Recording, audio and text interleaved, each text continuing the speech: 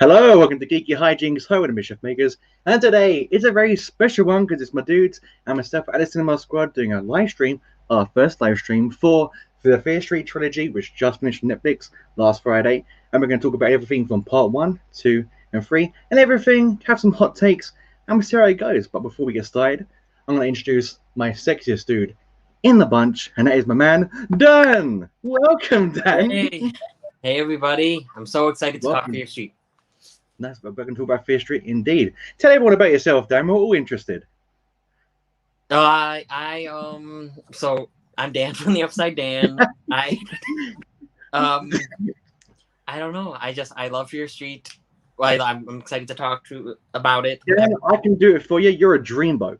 Now to our next Cinema Squad member, we're going to add my sexiest Latina partner in crime, John, my man of movies. Welcome to the party, my friends.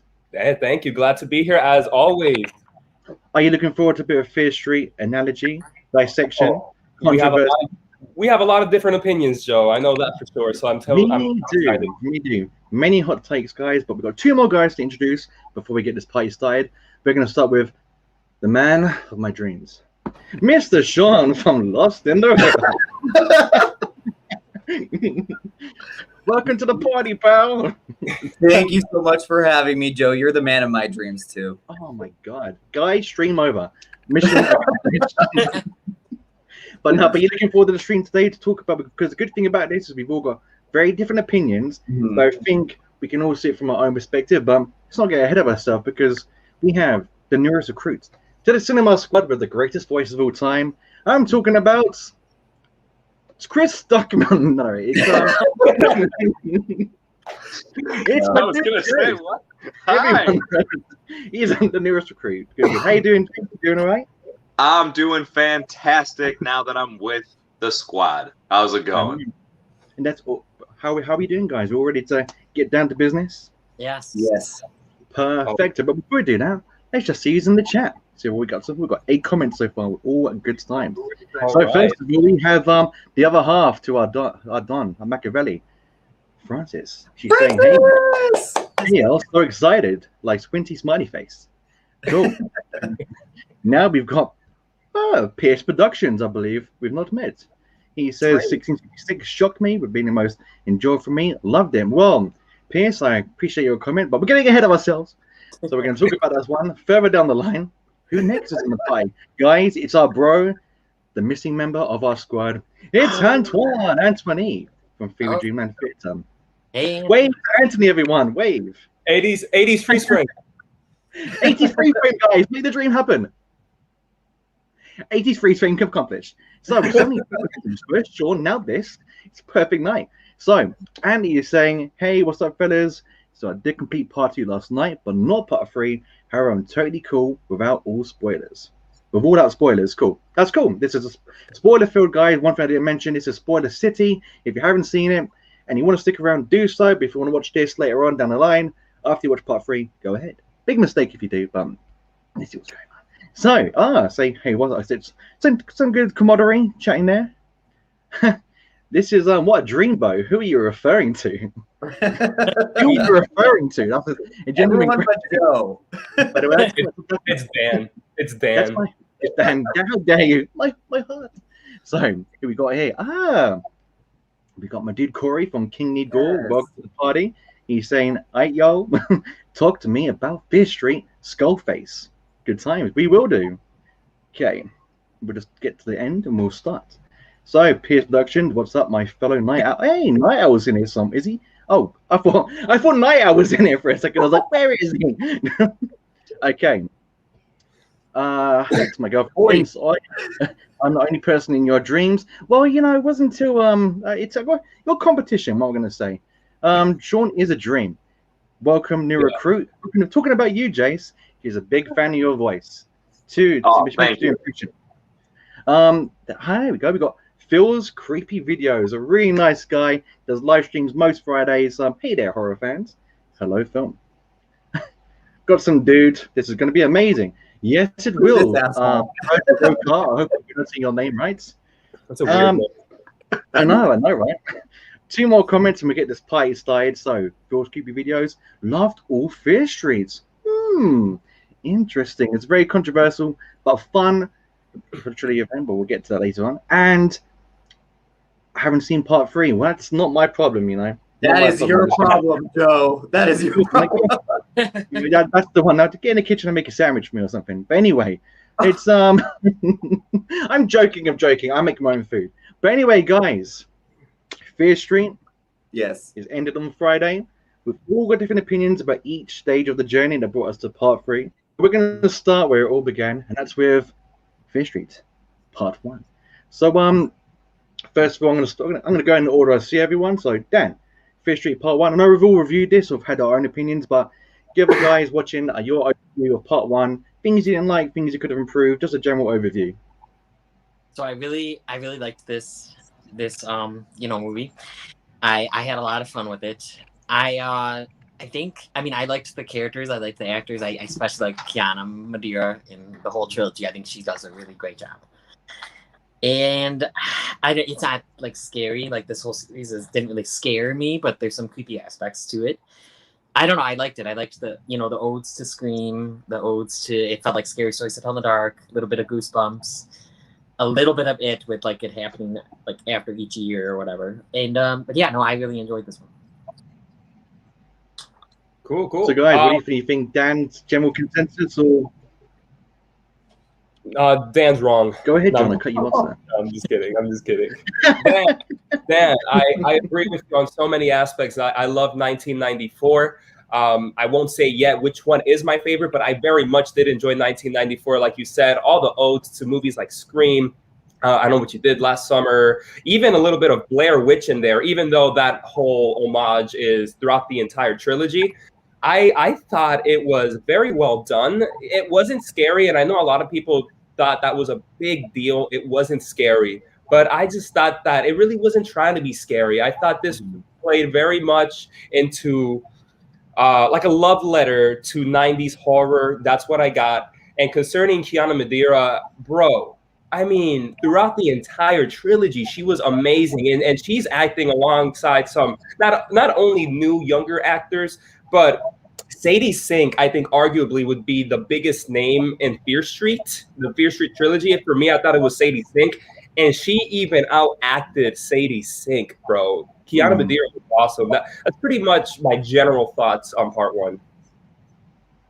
Interesting taste, John. I agree with some of what you said, but we'll get to that in a second. Sean, what do you? Obviously, we've got reviews up, but generally, overview of part 1 after the weeks have gone by. Your thoughts the same, or was there a few changes? Yeah, John took the words right out of my mouth. I love Kiana Madeira. I think she is a star waiting to happen, or her star was born with this trilogy.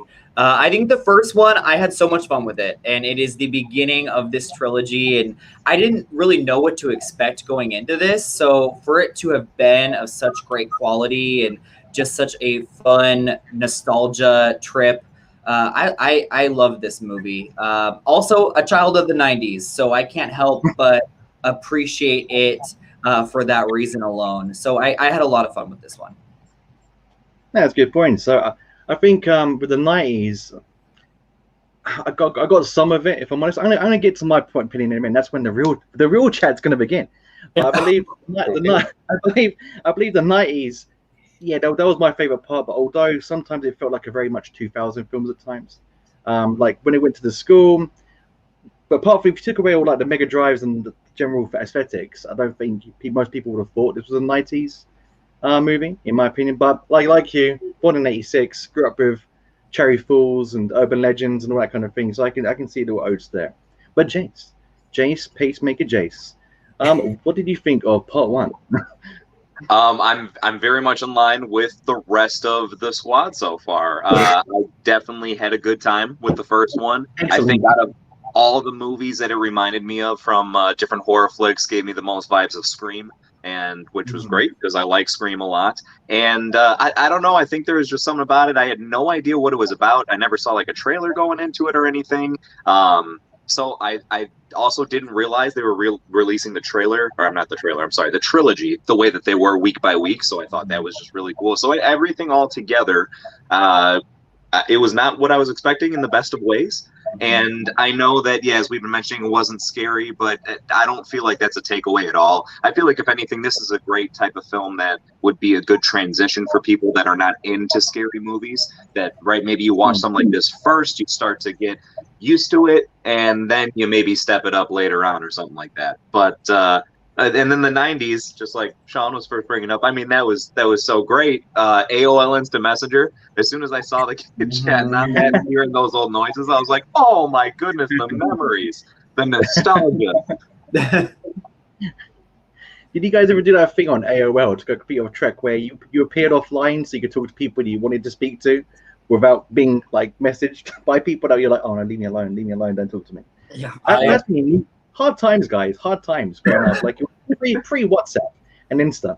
But so basically, out of the 4 opinions we've read so far, all general consensus. It would be really bad if someone came along and completely went against the grain and gave an opinion. And that's going to be me, guys. So basically, my general thoughts about part 1. Love the opening. It was fantastic. It really gave me those like Scream 1 vibes of the phone call and the who's there and the whispers and just the way it was shot, really, really good, and the way that climax up until it got to the main character, and then that's when my problem kicked in. It had an identity problem, I feel. I feel like sometimes it was a 90s film, sometimes it was just a generic horror. When it was doing the 90s things, I was impressed. When they went to the school, I kind of felt like got faculty vibes. Like I was like the way they were dressed, like with the Walkmans and stuff. I was like, cool. I feel like I'm watching a 90s horror film. But then it went to other parts, and it just felt like a very generic horror movie to me, with the only standout parts being the killers. Now, and I'll say Dina as well. Now, I'm terrible with actresses' names, so I do apologize. But whoever played Dina, please don't cut in. Who played Dina again? Kiana Madeira. Yeah, thank you, Sean. I appreciate her more come the end. And I'm going to get onto that why when we talk about part 3. So we'll round up of that. But in the first one, she bugged me. She just felt like a bit of a control freak, a bit aggressive in a relationship with Sam. But as the story progressed and she was fleshed out more, I liked her better. So I think with her being the best character in part 1, the killers, and the bread slicer scene, for me, were the only standout parts to a very mediocre horror film. No. Joe, what are you saying, bro? I don't know. I can say this.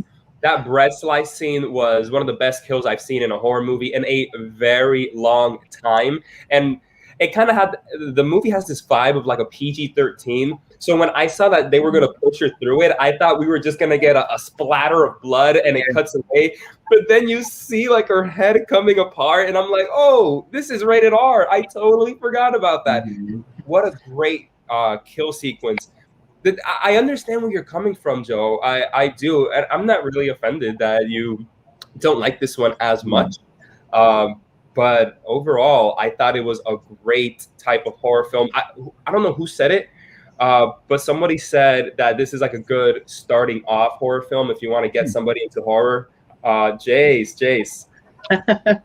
No, it's true. I agree with you completely. This is like a great starting horror film for someone that maybe doesn't know the genre as well, and you just plug in 1994. I'd say like kids that grow up quite young, like when we were all kids growing up, you start on things like Jaws and Gremlins, or Ghostbusters, things that kind of test your nerve a little bit in regards to fear as a child. So I think you're right. This would be a nice step into before you get to the Halloweens and the Friday the 13th. And it's like a nice transitional period and also like one thing I would give part 1 is it's got better story elements than most horror films that came out in I love 80s horror films, but there was more to latch onto here. But that bread slicer scene was horrifying to me just because what I don't like is when you see someone live and so when you see her going through, you can see her moving, and then you can see her brain just being shredded up, but you can still see her mouth like screaming as she's being shredded up. It reminded me of that scene from Final Destination. Do you know the second one where the guy is going down the stairs and he slips and then the thing goes into his eyes and you see you can still see his body reacting to being killed? That freaked me out. Like I went really cold when I saw Katie's death with the bread slicer. So I was like, oh man, that was horrible. That was horrible. But I wanted more of that. I wanted a bit more. Like at the end, I feel like at the last part of the film, that's when I went a bit like kill crazy. Before there was just a little build up. But yeah, that scene was horrible. I get that. I also want to appreciate the kill right afterwards. I mean, it wasn't anywhere near as gruesome. It's totally overshadowed by the bread slicer. But yeah, like the kid that just gets taken out nearly immediately afterwards, just the axe. Yeah. I mean, that was still like just gruesome, but it was just so quick, and I was not expecting that. Yeah. I want to piggyback off of what John said about the PG-13 thing, and I think that's what makes this series so special is that these are technically, they're like PG-13 films, and our buddy Ricky, Old AF Reviewers, has said he didn't like this movie because it was kind of like a teeny bopper horror. Yeah. And I get that completely. But what I like about this series is it's like teeny bopper horror, but then they're like, you know what, like, fuck it, we're gonna go to that rated R, and we're gonna do this, and that's what I love about this so much. Yeah, that's why it works so well. The whole trilogy gave me like a teenage version of American Horror Story vibes. Yeah. I was actually telling Joe earlier today how it kind of reminded me of Trick or Treat, the movie. Yes. Oh, okay. Yeah. The Trick or Treat would be a good film to watch before Fear Street because it kind of just leads you in. Because like Trick or Treat for me is very gruesome, but it's kind of like in a very campy, cheesy way of horror. You know what I mean? Whereas Fear Street just amps it up a little bit with the threat is a bit more deadly than say my dude behind me, who's more entertaining than anything. But also say we have 4 comments, guys. Don't lose track of this game of talk. So oh dear. So here we go. Never a good sign, angry face. But look who's joined the play, guys. The live stream king is returned. Mr. Eric is in the house. Let's wave to Eric. Hey, Eric. So he's saying, hey guys, I just watched A Quiet Place 2 finally. Quiet Place 2, good film, a very good film. Finally, I know we're all thinking, now? You're just watching that now? It's such a good film, Eric. You should have watched it a while ago. What was it was Canada. It's because Canada he's saying I still need to watch the Canada. Oh, okay, that makes sense. I didn't know if Eric was from Canada. Learn something new every day. So I still need to watch the Fear Street movies, but I think I'm okay with them, to be honest. Good, you're in the right place then. AKA me. Okay, fair enough. I actually have seen The Faculty. Faculty is a great 90s horror film. So good. I have not seen I watched it the other day. Literally, I know not. that's one thing I'll say about Fear Street 94 is, Dan, you got to see it if you haven't seen it. One thing about Fear Street 94 is it made me want to go back and watch 90s horror films. It gave me that little bug to watch like Cherry Falls and Urban Legends and The Faculty and Scream again because it did have those feels of 90s-ness. I just wanted more. That's why I love the first scene so much. And that's why the rest of the film, I could appreciate him better now. But at the time, I'm just like, oh, this isn't hardcore enough for me. Which leads us, guys, into numero dos. So let's just change this round. Part 2. This is where the tides of change happen, where it's basically 4 versus 1 this entire time. But part 3, we'll soon find out. So, Dan, part 2. What did you think? So part 1, you liked it. It was fun. Gave it what you wanted. Led into part 2, or was teased at the end. Did it follow up well, or what was the general reactions? So I think because my expectations were so high, it did not. I was a little bored. I just didn't find it as fun as the first one. The characters is good. The acting is good. And I don't know. I just felt like, but I did rewatch it today, and I liked it a little more now. And after you watch the third one, you like all the movies a little more, I think. But no, I still had fun with it. I love Sadie Sinks, and I like her character. I still think, though, that the characters weren't fleshed out as much as maybe I would like them to have been. But no, I enjoyed it enough. Good. So pick one moment from part 2, that you liked and one that dragged. So name the best part of part 2 for you, and name the one that you just like, you know what, if it wasn't for that one element, this would have been better. This would have been quite good. I think that I know this is more than a part, but the girls were down in that tunnel system for too long. Yeah. So that dragged it down for a little bit. I don't know, more more of a relationship, so we care more about Sadie Sink and her sister. That's, I think, and I also liked her and Nick Good. Yeah. I also liked their relationship, but it wasn't even fleshed out that much. But still. I know what you mean. Nick Good was a bit of a. He's always one like dweeb character in one of these programs, isn't there? And Nick Good was it in this one, I thought. But John, same question to you. You come out of part 1, loving life, all good in the hood. You go into part 2, did it fulfill those expectations, or were you sort of let down a little bit? You laugh because you know my thoughts, Joe. Listen. Spoiler alert for my thoughts, but I enjoy all 3 films. But I do think that part 2 is the weakest. Concerning what you said, Dan, I do think the weakest part has to be that tunnel system. It dragged on way too long. And I would have liked more development of that sisterly relationship. I've heard some people say that they enjoyed that relationship that they built up, but I couldn't disagree more. I thought it wasn't. I didn't care at all that they died in the end. They kind of died like that Da Vinci painting. Did you guys notice that? It was kind of pretentious, but that's okay. It was all nice. I liked it. I thought the kills were a lot more bloodier, a lot more gorier. But Joe, you say the first one has a lack of a voice, but I think this one doesn't even have a voice. This one is a complete ripoff and generic movie, a generic summer camp, 80s summer camp type of film. That's what I think. But aside from that huge thing we disagree on, I do think it is fun. It is fun. I take everything you take into account. You've severely disappointed me right now. Get out of here! Where's the button? I think to rebuttal that is, I think each one, and this is why I love horror films, are all subjective. I've said that quite a lot in all my comments back to anyone who's watching my reviews and stuff, is you guys like the 90s, but I'm more like 80s horror. But I can appreciate 90s horror. So I think with the lack of development on the character side, I think I was kind of done because of the 80s. Like in most 80s films, you get to know them, but not that much. So that's why I was going in with that 80s brain in my head. So I was just watching this film, thinking, you know what? They don't build on that too much. 80s. So I was kind of like in that frame of mind because I've seen Friday the 13th and all these horror films so many times that I'm used to this almost system to see that. So for me, they were like almost paying homage or playing them up a little bit more. That's why I probably didn't. Them problems are probably still there, but I think I was just enjoying the 80s nostalgia so much. Maybe it blinded me a little bit to that character development and the cave bit. You're all right. They were in there for way too long. Like I actually know the layout of that cave better than my house because of how much you spend down there.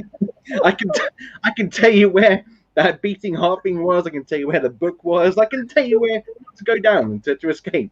So yeah, I know you're John. So Joe, real quickly, the same reasons why you like 1978 is the exact same reasons why I like 1994. Same. Okay. Yep. What do you? A big whoop want to fight about it? So, Mr. Sean, what did you think of part 2? Did you go in thinking, my God, this is going to be the greatest sequel to a horror trilogy event of all time, or did you think, Yeah, I mean, I'm with John and Dan. I still really like this movie. I think that what John said about it being a generic 70s, 80s type horror camp film, that's why so many people loved it, because we haven't seen anything like that in a while, and it was done so well, so people embraced it with open arms, and I totally understand that. The weaknesses here, I think, are the cave. If you couldn't tell from my expressions, the cave scene was too much. They totally could have edited that a lot.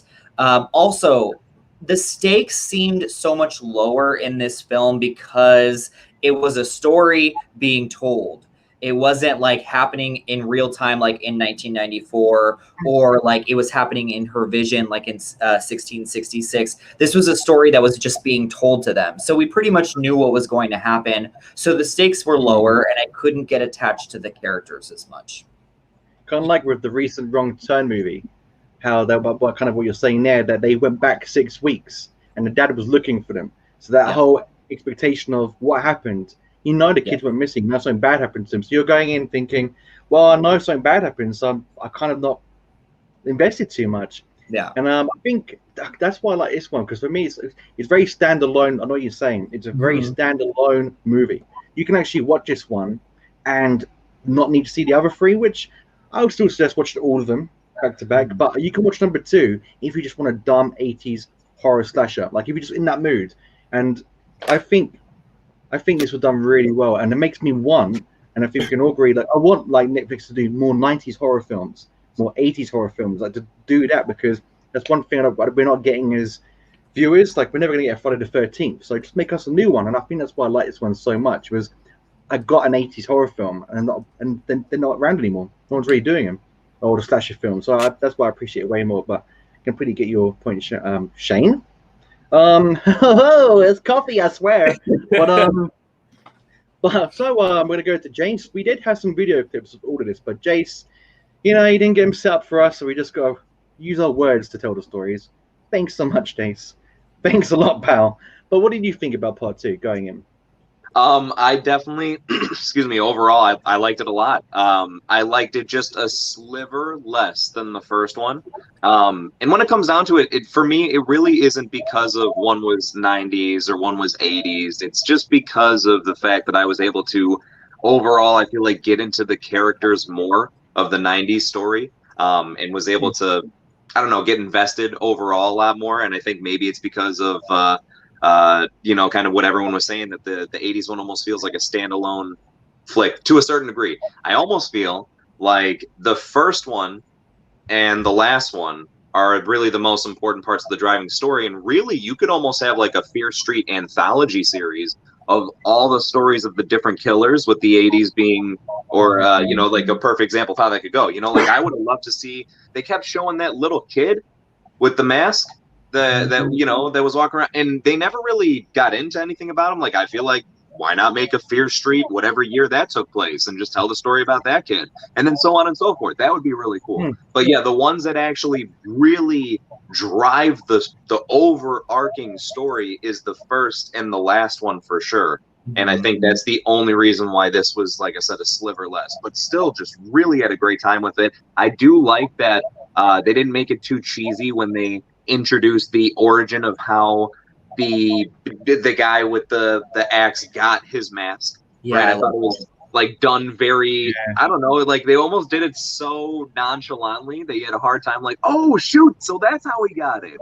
And he just looks cool, and it was brutal. That was really brutal. So overall, definitely enjoyed it. But yeah, I feel like it could have been part of the Fear Street anthology series that maybe could have followed after.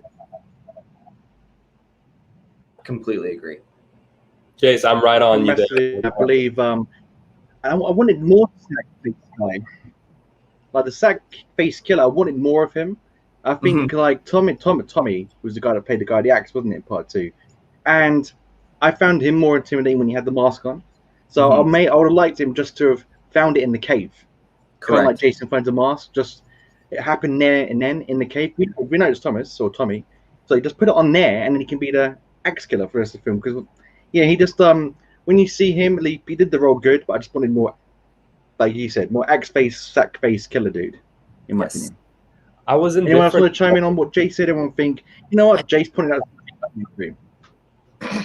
I was really indifferent about the sack face. It's all. Huh? How comes? Wait.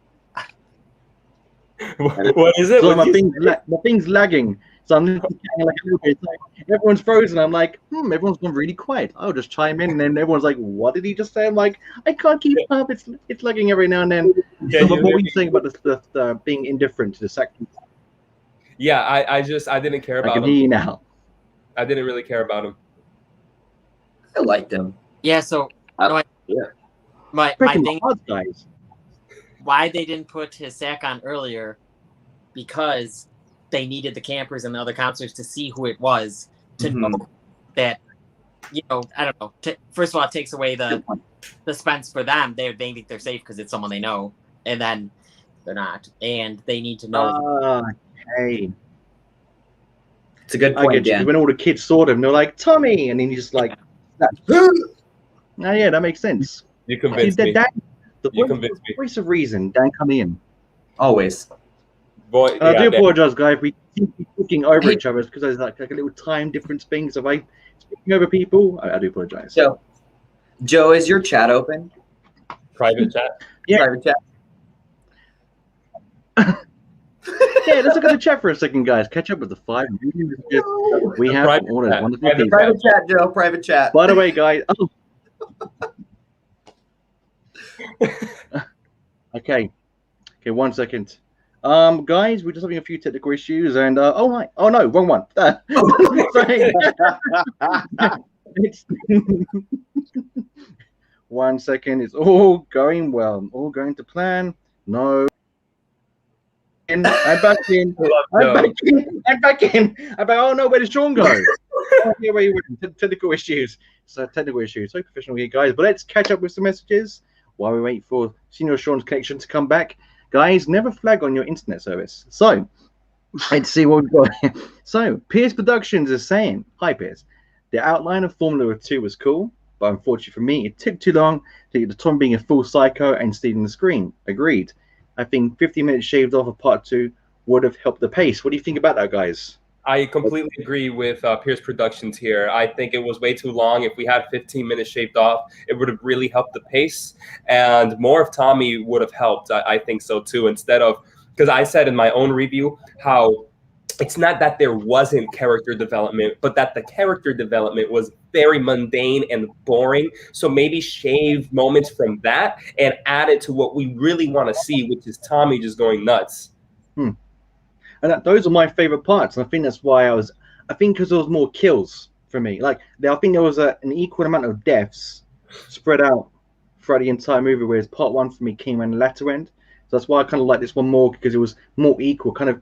And I think that's not part 1's fault. I think part 1 had to establish the world and the characters and the rules of what was going on, and then it could get into it. Whereas part 2 is like, set like Sarah Fears is, to deal with the killers. We're going back to the 70s. Let's just get straight into it. So I think part 2 did have a head start in that regard. Yeah. Hence the reason I feel like it'd be so great to see all the other ones. Like, because you could just enjoy them for what they are, right? You wouldn't have to worry about any of the other stuff. You kind of just know what's going on, appreciate it for what it is. It's an encapsulated story, and boom. Yeah. The mole face dude looks so cool. I want to know more about him. The mole helmet. Yeah. Jace, I didn't really comment on what you said, but I agree. I would love to see more spin-off episodes or movies on those characters. For me, I don't know if it's the mole face, but they show him constantly throughout the series. It's the one that is drowning the one person in the lake. Yeah. Oh, no, that he looks well cool. I want to know more about him. Who is that? They show him constantly, over and over again, whenever they do flashbacks, and we never really get much of that killer. Like you said with the little boy, like you see him, and even what was the name? Ruby Rose or something? Lane. Ruby Rose. I said in my review for 60, I went Ruby Lee, and that's Cockney rhyming slam in London for a cup of tea, and I was like, oh my god, like what have I done? 1 second, I got a call from his internet. Either internet bill's been paid, so let me just check. 1 second to see. Oh, I'm blurry. My God. John, we need to see your beautiful face. I'm blurry. Life Get up close like this. Okay. There he is. No. He's giving us a high five, guys. Let's give one back. Okay. Having some. No, Sean. Come back to the light. I know. Oh, Lord.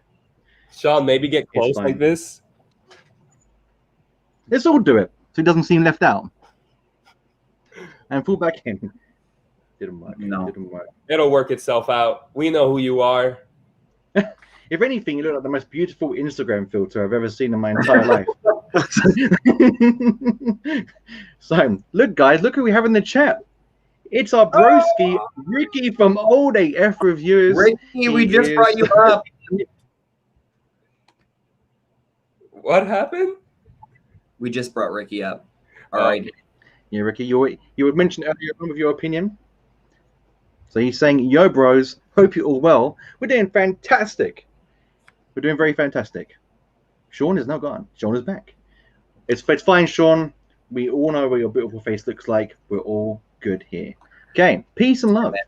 Or Xanthi. Let's just call it Xanthi. Good point from John regarding good point from John. All right, regarding the nods to the painting with God and man. Oh yeah, so what you're saying about the divinity, yeah. Yep. Was that the painting you're referring to? Yeah. Absolutely. That was a good little point you caught onto. I didn't actually see that. Yeah, that was a few little things that Okay, Eric Ford is saying the killer's name is Sackface, which I don't know what movie you were watching, but that wasn't Fear Street, mate.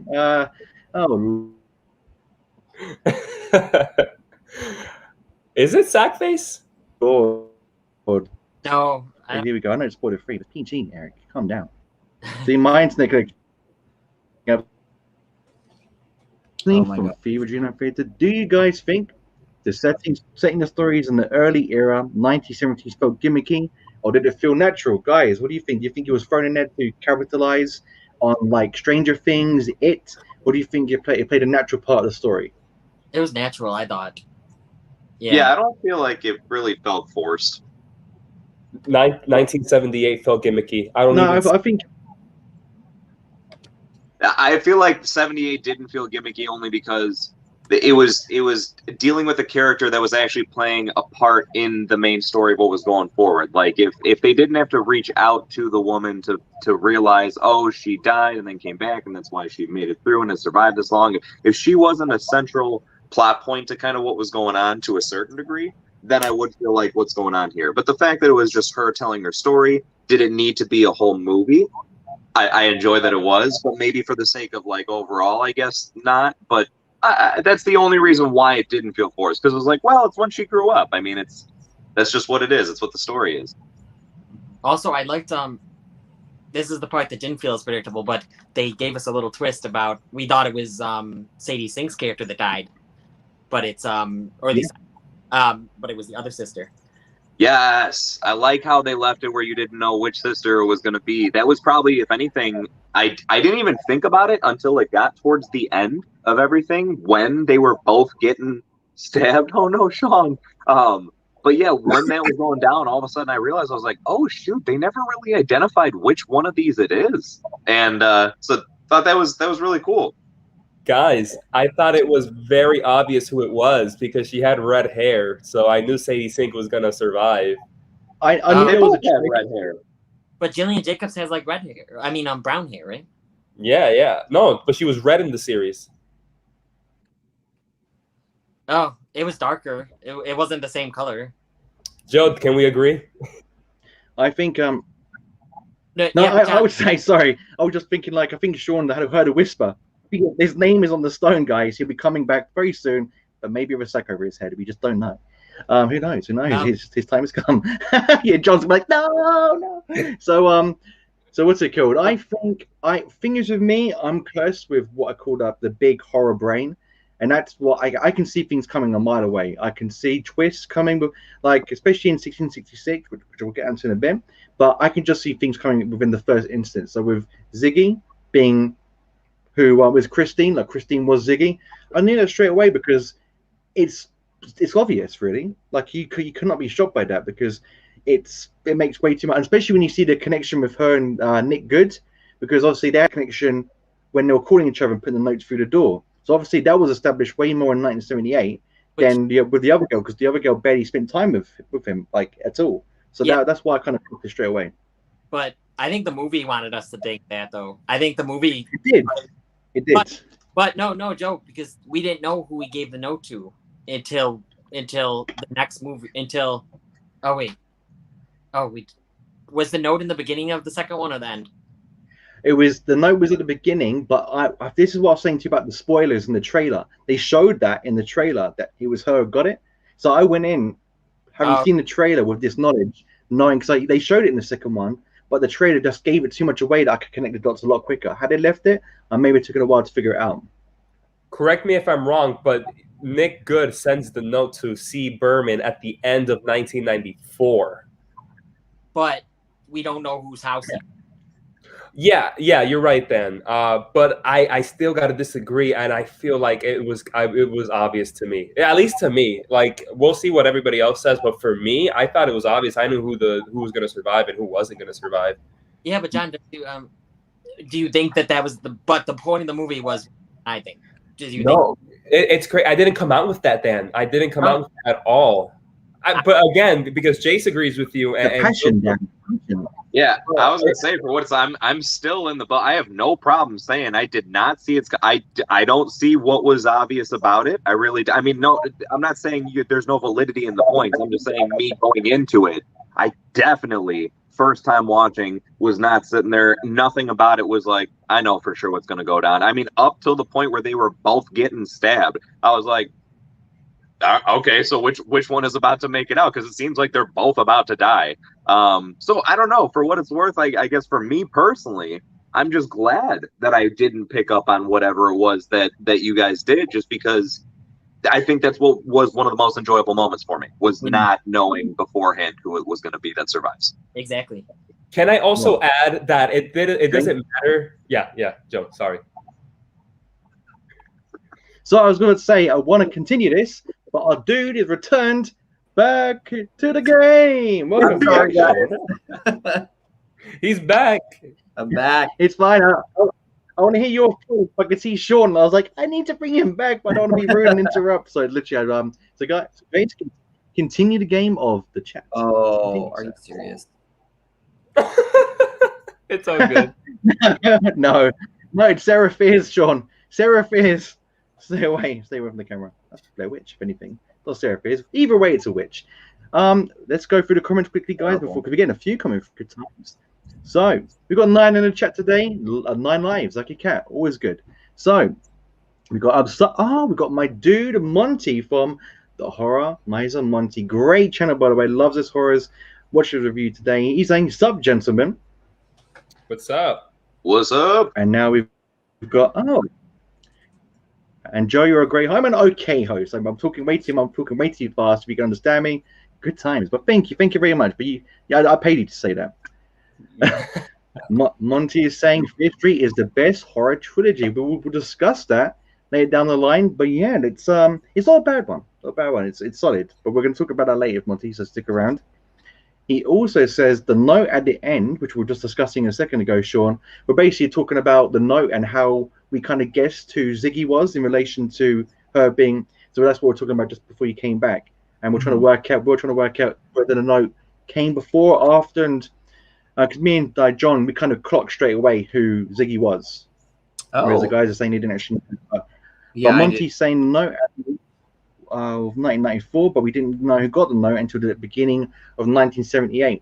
So that's because of the trailer. The trailer spoiled it for me. I know who got the note. So had I maybe not seen the trailer at the end of part 1, I would have gone in like Jace with more of a, oh God. So I didn't know this. I'm very shocked. But because I had this prior knowledge, and that's why horror trailers, that's why you can't watch them. They give way too much away. And Dan, you saw the Conjuring 3 trailer, and that kind of ruined the film for you a little bit because you saw all the best parts going into that. Had you not seen the trailer, you'd have been a bit more surprised with things that turned out. Yeah. So, but Sean, did you guess in part 2 that Ziggy was who she was later down the line? Did you know she was the sister that survived, or did it take you about midway to clock who she was? No, I don't know. I was expecting them to throw a twist in there, so I about halfway through is probably about the time when I realized, like, okay, that's going to happen. But then when both of the sisters were killed and stabbed a ridiculous amount of times, okay, neither of them is this person.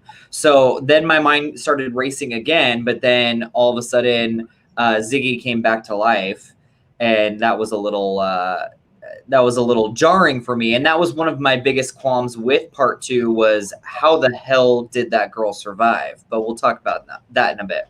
I have a question. Yeah, go ahead, John. I have a quick question. In 1994, I forget her name. Is it Katie, the one that dies with the bread slicing machine? Yeah.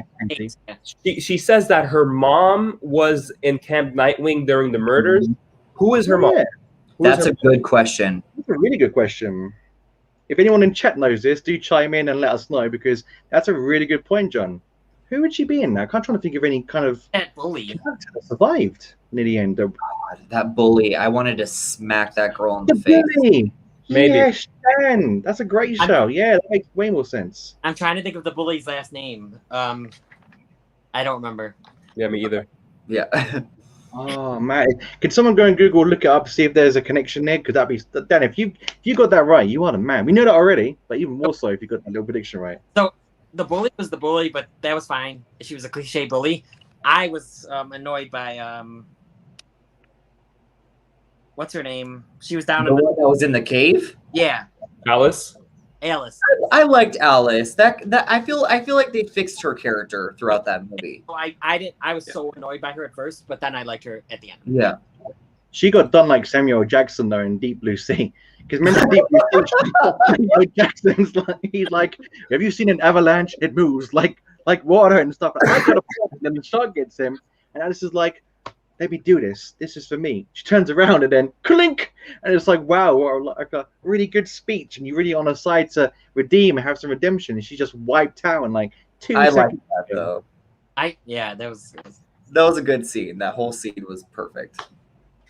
And All right, yeah, so IMDb only has the girl listed as Kate for the first movie. Maybe no, Kate. They gave her a last name. I don't remember it.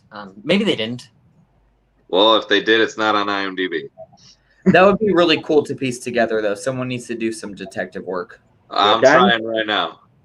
Because I can't imagine they missed this, because I'm gonna get to it after we talk about 1666. But I wrote down with my rewatch. I wrote down little things that are clues to what in the part.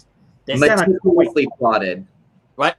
It's meticulously plotted. This series is meticulously plotted. Yeah. When it looks like the bully is just Sheila. Okay. With the first names, man. I know, right? Holding out on us. It's a tease. your love for the show is starting to unravel, but before my eyes, it's glorious. Oh, the new surnames. It was I'm doing my Superman thing again. It's coming down. So let's go to another comment, guys. So we can go on to part 3, and that is part 3.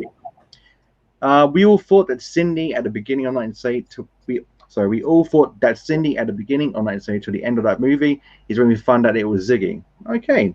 So you only really thought, okay, so there was a big reveal at the end of 1978 where it's like, that was a really bad part of that film, I admit, where they're like, you're Ziggy? And it's like, I would have got away with it too if it wasn't for you kids and that damn gun. Insert Juice's Scooby-Doo voice now. Insert Scooby-Doo voice, if anyone can do that here. Row, Yes. So well done. So well done. So what do you think about that, guys? Do you think that it was only till the end when it was revealed it was Ziggy, or did he catch you early on in that? I'm happy he pointed it out.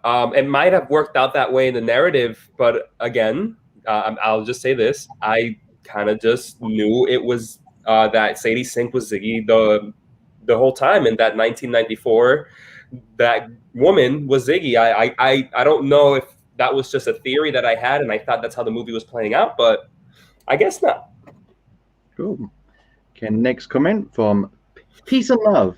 I didn't see that ending coming either. I thought it was a really cool twist. To be fair, you thought the ending of Titanic was a really cool twist. Damn it, no. Afternoon delight. So we're gonna go on to Eric. Eric saying Sean the Morn. Eric. Sean is the man. Puts the man in Morn. You are very much correct. And the Monty's again. I think this is regarding Katie and the bully's last name.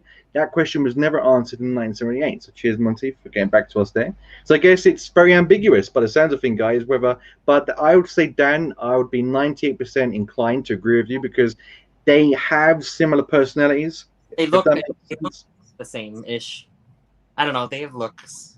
But wasn't Sheila a Sunnyviller or Baylor or what was it? Sunnyville? Sunnyvale.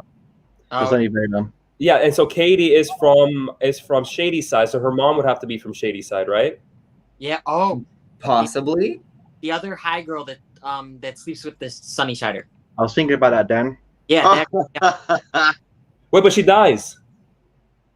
So, No, well, okay, so I found out it's her aunt that died at the camp, not her mom. Oh, so maybe it was her then, Dan. Yeah, it was Yeah. the hippie girl. That make a lot of sense because then she deals drugs, and I'm not saying that like that has to happen because her aunt did that, but you know what I mean? Maybe for story purposes that was a connection. Is this becoming a PSA or something, Jace? Don't do drugs. Where? All right, guys. So part two, sorry. That generally, you know, I'm not going to go into too much because we've covered most things I would have spoken about. But the good thing about this is you've actually brought to like things I never actually spotted. The cave part, yeah, you're right. They did spend way too much time down there, and not much really happens. Like they sit down on rocks, and then one of them breaks their ankle, and they look for a toilet hole. That's about all I can remember about that scene. And I think, like I said, it was the nostalgia that really got me. And I think with 80s horror films, you can't go with 80. You can't dissect an 80s horror film. So I think this is probably why I'm a bit more fair leaning. If I was going with like a pure like critic brain, I could have probably picked apart more things like what you guys are saying. But I think like I said, I was very biased because of my love for 80s films. But the next part we're going to talk about, I'm very interested because we've barely spoken about this last part. We all know how we feel about the first two parts, but is this one that's going to build that wonderful bridge between us that will guide us to the light of loving this trilogy? So let's start with Dan the Man, part 3, 1666. Obviously, number 1, great. Number 2, disappointed. Number 3, you're going into a genre. One thing we didn't mention, guys, about the previous first two was the music. The music was amazing in the previous two films. 90s music and 70s, great. So you're going into a world where they're probably going to play Penny for the Witcher as one of the songs. So what did you think of 1666, Dan? Were you impressed? Did you think it was a nice way to round it all up, or did it kind of drop the ball in the last seconds? No, so I was a little skeptical because I'm not a big fan of, you know, old timey movies and stuff. But I think that they hit this out of the park. I loved this one. I think that they rounded this up almost perfectly. I barely have complaints about this one. I think that they really completed this trilogy to a T. I enjoyed it. I liked the 1666 stuff. I liked that they went back to 1994. I thought they finished it off really, really greatly. Was there anything about it, Dan, that you would have liked more of? Maybe something like a bit more of the killers, a bit more story, a bit more in depth? Because there was a few loopholes I found. But come the third one, which I'll touch on in a bit. Was there anything that you would have changed, or were you happy completely with what you got? No, I mean, I was pretty happy with that. Like, pretty much everything I got. No flaws really come to mind right now. Like a boxer dog with a tennis ball, Dan was having a great time. So, John, sorry, I'm just using analogies on the go, guys. John, part 3, I don't know how you feel about this one. I don't think anyone knows how John feels. It's very exciting to find out what John's thoughts were, but what did you think come the end? Were you a satisfied guy? Okay, so like going into 1666, like I told you guys, I said it was gonna probably be really good. I was really excited for it. Reviews like Sean's and reactions that I was seeing you guys have in the group chat. I was like so excited to check out 1666. I checked it out last night actually. And I gotta say that I think this is one of the best horror movies I've seen in a very long time. I feel that the first two parts, they're good.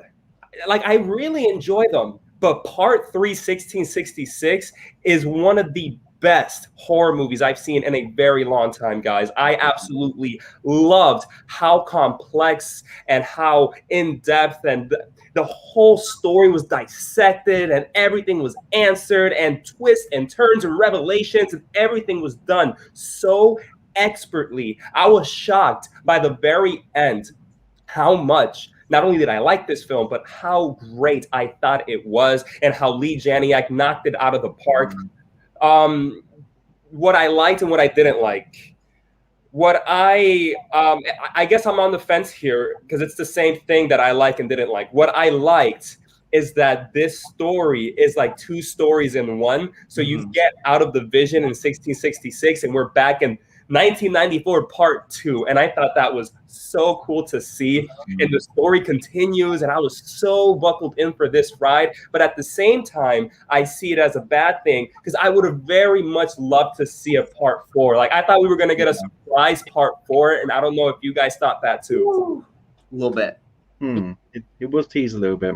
Was there anything like that come the end you would like to see more of? Because obviously that it was like a football match. It was a game of two halves. 1666. So the first half of the film was set in that time period, and the rest was in 1994. Would you like more in the previous time frame, or would we be happy with the 50-50 split?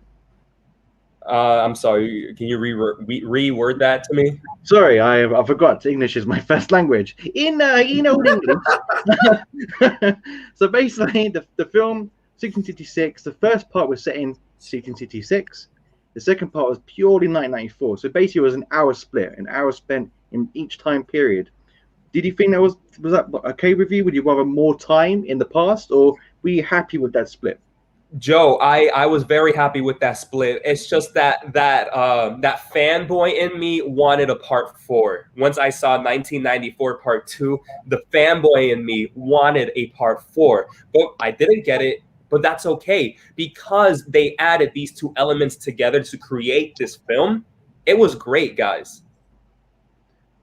So very, very enthusiastic and positive review. Mini review from John. Next one will be out next week, hopefully. I want to see his in-depth detail review. But Jace, same question to you, because like again, I kind of know I saw Sean's review. Sean's got a great review of this one, so make sure you check it out. Dan's also got a great review for it. So John, I have no idea. Jace, same review. I'm blind. I have no idea what you're going to say. Go ahead. What did you think of him? This one really took me by surprise, and I mean, I think all of them did in a way, because I just went in not knowing what to expect with anything, and I think it all started as far as when it went back to the old timey, and as soon as they started talking, and I was like, does she have an accent? Because I couldn't tell at first, and then as soon as I realized that she did, and that everyone else did. But I actually think they pulled it off pretty well. I'm not gonna lie, it didn't bother me. And I thought from that point forward, I just really enjoyed everything from there out. I liked the old-timey stuff very much. I felt bad when Dan was saying, like, I don't like old-timey stuff. I was like, oh, shoot, then I hope you still like this one. Because I thought it was cool. Because they may be doing old-timey-ish stuff every now and then, but it's usually like we get maybe the early 1900s or like maybe the 1800s or something at most. But to go back all the way to 1666, I thought was really, really interesting. I like it was just their little community and everything. And there's one part, literally one part, that this is nitpicking. And it's not like, oh, gosh, I have an issue with this. It's just, I don't know if it was necessary. I do think it made sense to have the character of Dina be Sarah Fear, I guess, to be through her or seeing through. Here's my thing, though. I don't see why everybody else had to be there, though. Like, it didn't really make any sense to me that, like, all the other characters from the other movies needed to be in the town for some reason, even though, like, Tommy, when his character, how he was in 1666, I liked how he did that. It fit. So I have no problem with the performances. I just kind of was like, why?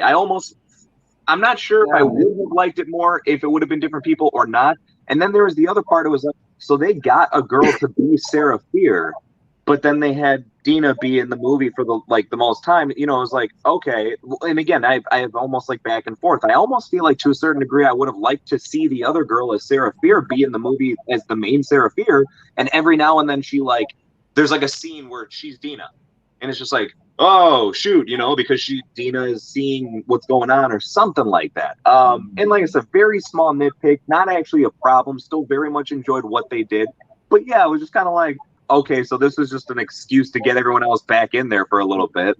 But other than that, because I don't want that to be the main takeaway or the main focus for me here, I had a really, really good time. This was such a good way of completing and wrapping up this story. It definitely made me interested to see more, hence the reason why I don't mean to beat a dead horse, but I would absolutely love if they, maybe this was like their test run to see how people reacted. And now they're like, all right, people like it. Let's go ahead and start going apeshit with it, so to speak, and let's go ahead and make some more of those anthology ones, tell more about the killers from the past, and maybe even do some stuff moving forward. I mean, heck, somebody took a book at the end, so who knows what's going on. Can I rebuttal? I know, I want to rebuttal so bad. You go, Sean. Sean, you got it. Are you sure you don't want to go, John? No, you're next to talk anyway. So it's so polite here in the live stream, guys. I want to hear what John has to say, but I disagree with you, Jace, wholeheartedly about this. I think there was a reason that they did this, and Kiana Madeira is the protagonist that brings this whole series together. So to use that third actress, it would have made us feel removed, just like how I felt removed from the second film from those two characters. So to have her be kind of taking like almost a surrogate role, taking over for Sarah Fear, experiencing those things for herself. I think that's what made the film even more powerful. And to have all of those people around her that she knows or knows of from part 2, I think that connected this whole series in a way. But I love that they showed who Sarah Fear was. It's like she was looking Sarah Fear in the face as Sarah Fear was about to die. I thought that was one of the most powerful things about this film. But I don't think this film would have worked if they had used different actors. I don't think it had worked as well if they had used different actors. I agree with what you say, Sean.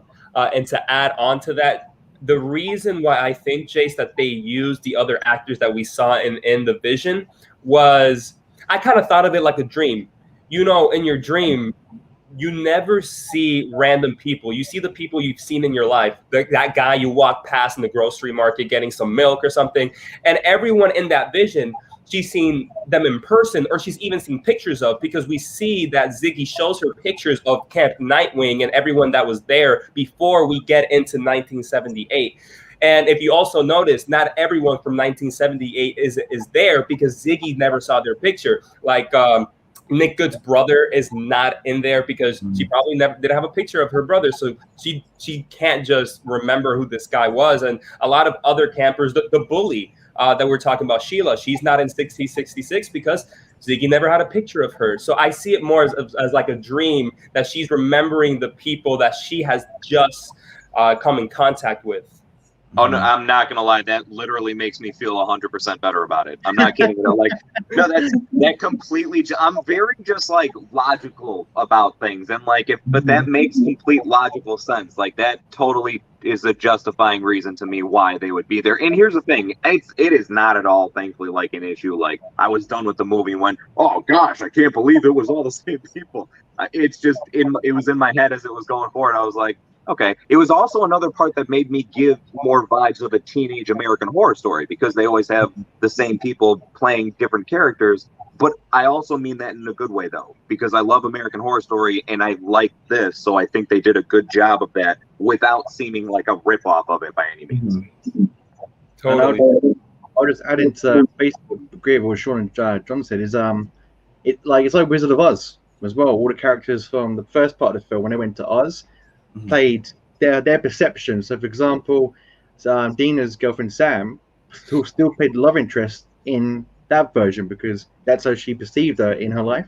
So everyone sort of played. So her friends were her friends in the flashback. If that makes sense. So everyone sort of, like Wizard of Oz, the old horrible lady played the witch. So each person who played the role in 1666 almost were like projections of how she perceived them based on photos, what she's found out from the law, from Sarah Fears. The only thing I didn't like about, apart from the amazing colonial accents, oh my god, it was so like. Thing is, it's like if you get a bunch of English actors that aren't trained in dialect to then speak like people from Tennessee, like I do declare, sir, and it's like, oh my god, that's the worst American accent in the world. And it's like some people nailed it. But then, like, sometimes Dina, for example, and that's like a name into Sarah Fears. But there was sometimes where she was like, there's a couple, and then she'll break into like an American accent. I was like, oh, you broke a little bit there. But and Sarah Fears as well. It just seemed very out of place when she appeared. Like, you know, when like it was Dina reacting, and then it would cut to like Sarah Fears. I know what you're saying, sure, but sometimes it seems so out of place. It was just like, but I think this is the problem the film had. They made you care about Dina too much, and when she was as Sarah Fears, you cared about her. So when it did show the other Sarah Fears, it's like, get this girl off my screen. I don't care about her. I have no idea, Joe. I agree with you right there. I'm not gonna lie. I could see what you mean.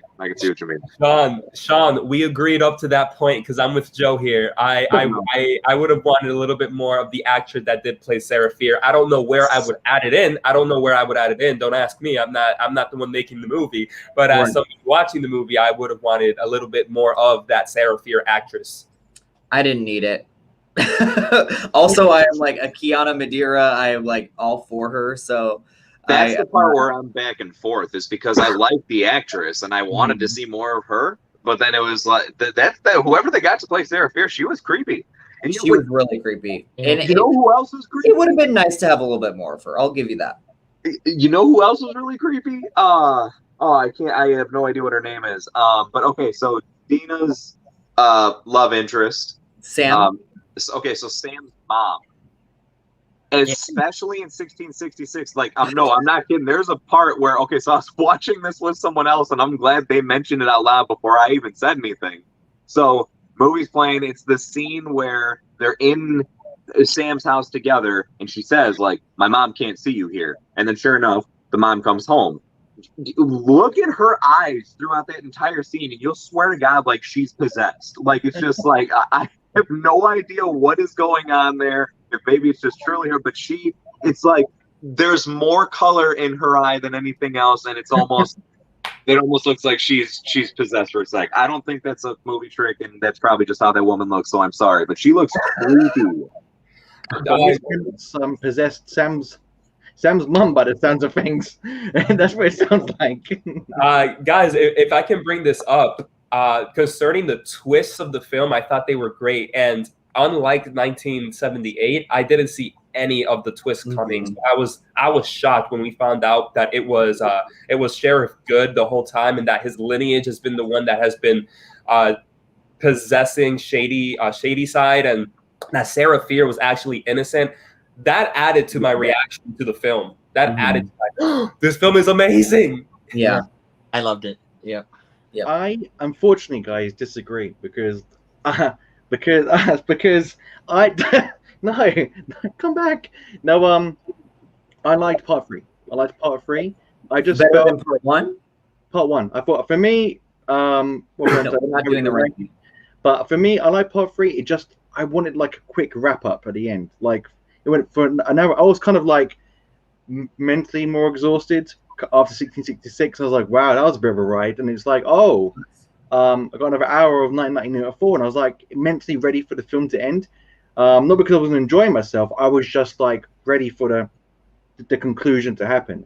But the twist I saw coming a mile away, because I'm not lying to you, I guessed it like straight away. I'm going to tell you why. Some bullshit. No. When Sarah Fears becomes when Dina becomes Sarah Fears, it reminded me of the beginning of Beauty and the Beast. You know, da da da da da da da da da. Hi Sarah, and everyone's like, hiya Sarah, and it's like, so Sarah's clearly liked here, meaning that she was screwed over at some point in this film, and I'm gonna find out how she gets screwed. And obviously it's good, Nick Good. Now I didn't notice him initially, but there was a moment when she ran there after trying to find. There was a few moments where he took a few pauses, and when you can tell he was thinking of how to respond. She was like, so when he said to her, "Did anyone else have you told?" It's a line that kills off any twist in any movie. It doesn't matter if it's a horror. Have you told anyone else about this? And it's like, it's you. You know what I mean? You're the bad guy. You're the big bad. You're screwing her over. So when it happened, I was like, yeah, I knew it. But can we talk about Ashley Zuckerman though as this character? I thought he was so creepy. I thought he really pulled it off, and I was really happy to see him get some extra screen time in this. I actually didn't care for him too much. Well, that's not right. I'm not going to say I didn't care for him in 1994. I liked him so much more in the 1666 part. Same. Like there was just some, and I'll tell you what, it's once I saw that, then I appreciated the 1994 part of him so much more. But yeah, I agree that in 1666 he was like he's like the perfect. Oh man, I want to trust you. He was like Mobius from Loki, where it's like, man, you're my guy. You're my guy. And then all of a sudden, yeah, when it was all him, it was like truly Yeah, kind of earth-shattering. You know, it'd be like, oh my gosh! But that was such a good twist. I wasn't even going to be against the idea if it was actually Sarah Fear, and she, you know, we saw how she really did, you know, kind of be the loser or something. I was okay with that. But Me that too. twist, not needed. It was just, man, it was so great. It was so well executed. It's very cool to explain why all these different killers have been around for so long, as opposed to just, you know, the hand not being with the body type thing. And why Ziggy survived in part 2. That for me was like the whoa, because I was so pissed after part 2. Like, there's no way that bitch survived. There's no way. She was stabbed about 50 times. So then for them to go back and be like, this is why. You didn't believe us, you know, like that to me was like, this series is so smart because they have thought of everything. And now I can go back and appreciate the other 2 more. And that's why 1666 is the best. I'm gonna ask this question to Dan because I want to hear my buddy Dan say something real quick. Dan, why do you think that Nick Good, his brother, is going to continue this satanic ritual, or do you really think he has nothing to do with it? Well, didn't he get killed in that car crash at the end? Didn't that lorry drive into that car? I thought that was his house. I thought the house that they ended up in was... Wasn't that? Oh, crap! Did I just spoil like a little surprise? Oh, no. God! You asked Dan. I'm just going to be quiet. Dan, you go ahead. Sorry, it's the impulsive nature of me. But that's not... Yeah, no, it happened. 1 second. Okay, Dan, please speak. No, I believed that he didn't. I don't know why, but I believe that he didn't know anything about it. I don't know. Because it seems to just be one ancestor each time. One of, I don't know. Yeah, I'm with you. But You think so? he did die in that car accident, though. Or at least he got in a car accident. Mm-hmm. Yeah, that was him, right? I'm both. No, that wasn't him. No, at the very end, They got hit by the car. That's not him. No, Who was it? it's some other Sunnyviller. What? Random. Makes no sense. Does it? No. Yeah, Sean. At the very end, we see a news article of, Mayor of Sunnyvale says he never knew his brother was evil. Oh. Of course he'd say that, though. That exactly. So that's why I'm not sure where we're going here. Does he know about this satanic ritual within the Good family, or not? I think he does, because even though it's only one person that may actually do the act, there's no way that only one person's keeping that secret. Like, I feel like that would be a dad, have as many kids as he can, and then like tell all the kids, this is what our family does, right? Mm-hmm. You all, whoever does it, but this is our family's role now. Man, wait, now I'm trying to look up who the heck died in the car crash. They didn't just show up. I thought it was, but I know what John is saying too. He did come out. There was that news article, but I thought it was the brother that got hit. Yeah, it's my fault. No, it was just a random Sunnyvale to, I don't even know if I'm saying that right, but it was a random person from Sunnyside to just hit on the fact that the curse is over with. Okay, I get what you're saying. It's kind of like a sign, like we're just showing like now Sunnyvale's going to go into chaos because it was so protected before by this curse. Now shit's going to hit the fan there. Well, this leads to my question, guys, which I'm going to ask you all in a second regarding this, which is a good little link. But Eric just dropped a message in saying, just regarding the Beauty and the Beast. Apparently, I didn't know this. Yeah, I've heard this movie is very similar to Beauty and the Beast, like you said, Joe. But I only caught it from the beginning of 1666. It was very much like Belle going through the town. What? That is, I haven't heard that. No, nor have I. I'm looking into that one after. I heard it from Eric right now. Yeah, thank you, Eric Thorpe. Thank you, Eric. And Eric's saying Sunnyside is like Toy Story 3. Just as demented. So I was going to ask you guys, before we move on to how we rank each of these films, who took the book, in your opinion? Because it would have been an established character, I believe. But who do you think took it, and why do you think they took it? Well, one, I think that someone gotten rid of that book when they saw it. So I don't think, so we don't give a chance to anyone to take the book. But I don't know who took it though. what's the quote from Batman? If you either die the hero, you live long enough to become the villain. It's Ziggy. It's Ziggy. Ooh, I like him. Yep. So I would say it was sort of pretty much what Sean said. So it's going to be someone from the other side of the tracks who wants to level the playing field and get their revenge on the sunny side. So Ziggy is a great shout, but again, like you said, the twist could be there. That could be someone brand new, or it could be a relation, one of the characters, and it's come to light. But the only select few people know the book is down there because it wasn't splashed in the newspaper, unless it was. Because did they find his body down there and maybe found the book? Because the police tape's down there. There is the police tape down there. Yes, obviously it's public knowledge that maybe something down there, but why leave the book down there? I found it very strange. I don't know. You take the evidence.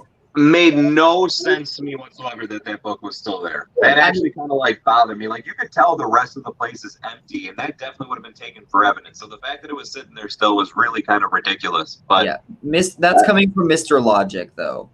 You're looking at I'm like, yes, like give me the cheese, like let's bring it on, let's bring more. I know. See, that's the part. It's just it's bad because even though I complain about that, of course I want to see. It's like, okay, cool, give me more, right? Who's taking the book? I love it. Let's go. But there was a part where I was just like, are you kidding me?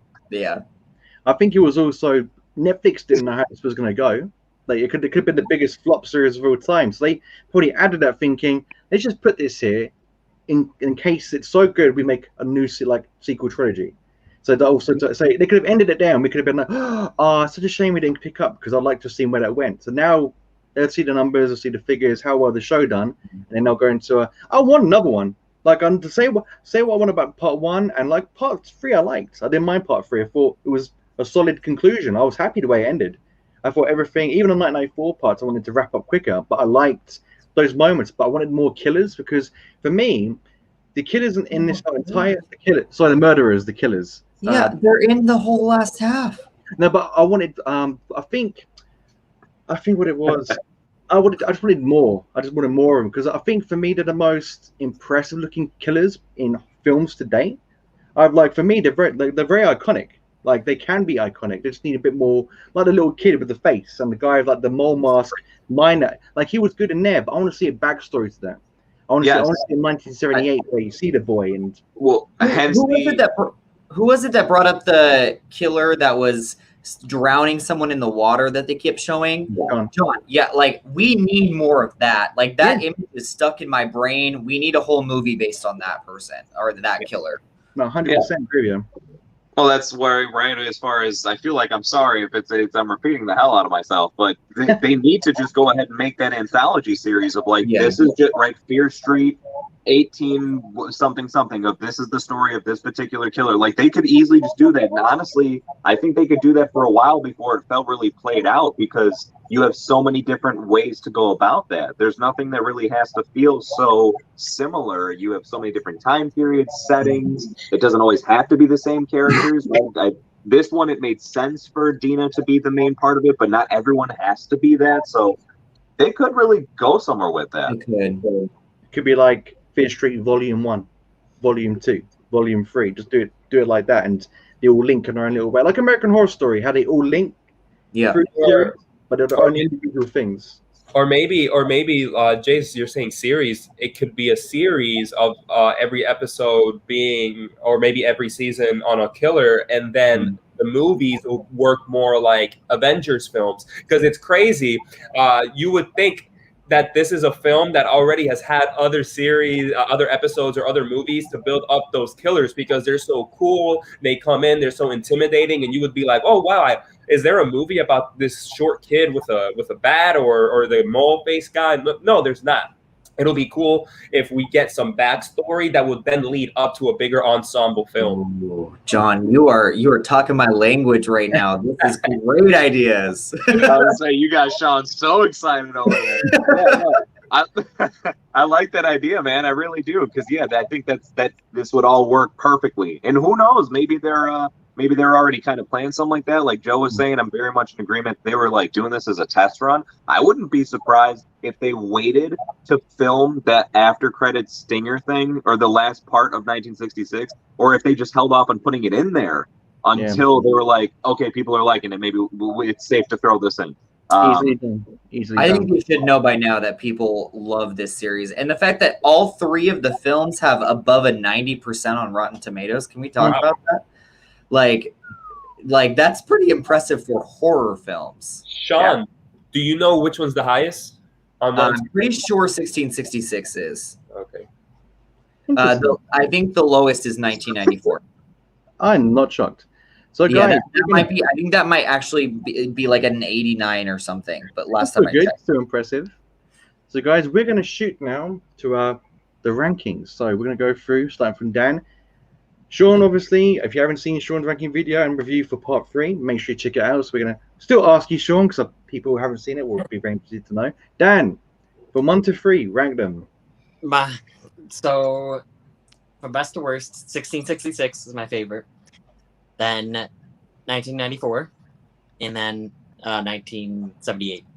What would convince you to change that so it's the other way around? But I liked 78. Don't get me wrong.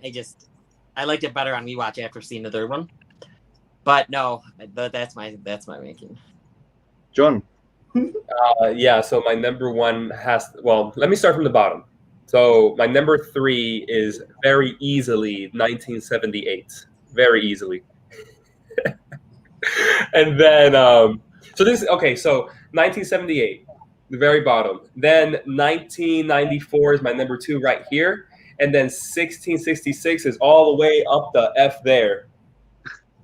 Oh, we couldn't even see that. That's how high it is, guys. He liked it a lot. Mr. Jace at the race. What do you think? All right, so I'm sure I'm really gonna switch up the order here. No, it's the same exact thing actually. I know, and can I just be very clear about this though? Like, I truly enjoyed all 3 of these movies to a very large extent. Like, I not only would rewatch all of them again, I have already rewatched 1994 more than once. I've watched 1978 more than once. I only got a chance to see 1666 once last night, but I would more than happily watch that again. I'm extremely excited to see if they do more. So I'm only saying that and prefacing with it, not to sugarcoat it and make it seem like, oh, I'm just not trying to be mean. It's because when I say that 1978 is my least favorite of the 3, that's not because like I thought it was bad or I didn't like it or you should stay away from that one. It's just strictly because as an overarching story between the 3, 1 and 3 are the most important. Mm-hmm. The last one was the most enjoyable to me overall. Maybe it's because we got a bit of blend. You got half of it that was, so old-timey, and then it came back to wrap up what was taking place in the first story. So it's tough. But still, I would say 1966, 1994, 1978, but all very close. I will actually, though, I will agree with John in the sense of I liked 66 so much more because of how well it wrapped everything up. Mm-hmm. But yeah, it was a very, very well, nicely knit trilogy. Well, this is heartbreaking. Sean, how would you rank the movies? Well, I feel just I'm with the boys. Number 3 is definitely 1978. Number 2 is 1994. Number 1 is definitely 1960. Sorry, 1666. 1666. Damn it! I just think I just want to leave this off on a note. Like, Lee Yan-yak, I don't know who this writer is, where she came from, and why Netflix gave her a shot to do something like this. But she's proven. I am so excited to see what she has to do next. This trilogy was so well directed. There were so many. It was just such a smart trilogy of films. But definitely 1666 is the best one. Well, it's funny you say that, Sean, about a director, because it wouldn't surprise me if she maybe started off on YouTube with horror shorts, or maybe like some short horror films. Because one thing, I'll send you the link later if you're interested. The Caveat director, he actually had a short horror film. It's about 20 minutes long, which got him the job to do Caveat, which I will send a link to. That didn't turn out well. No, it didn't, unfortunately. But apparently, no. Fear Street, the trilogy, is much better than Caveat. It's not good at all. But good ranking system, Sean. Good ranking. With myself, This is an interesting one because I watched 66 on Friday.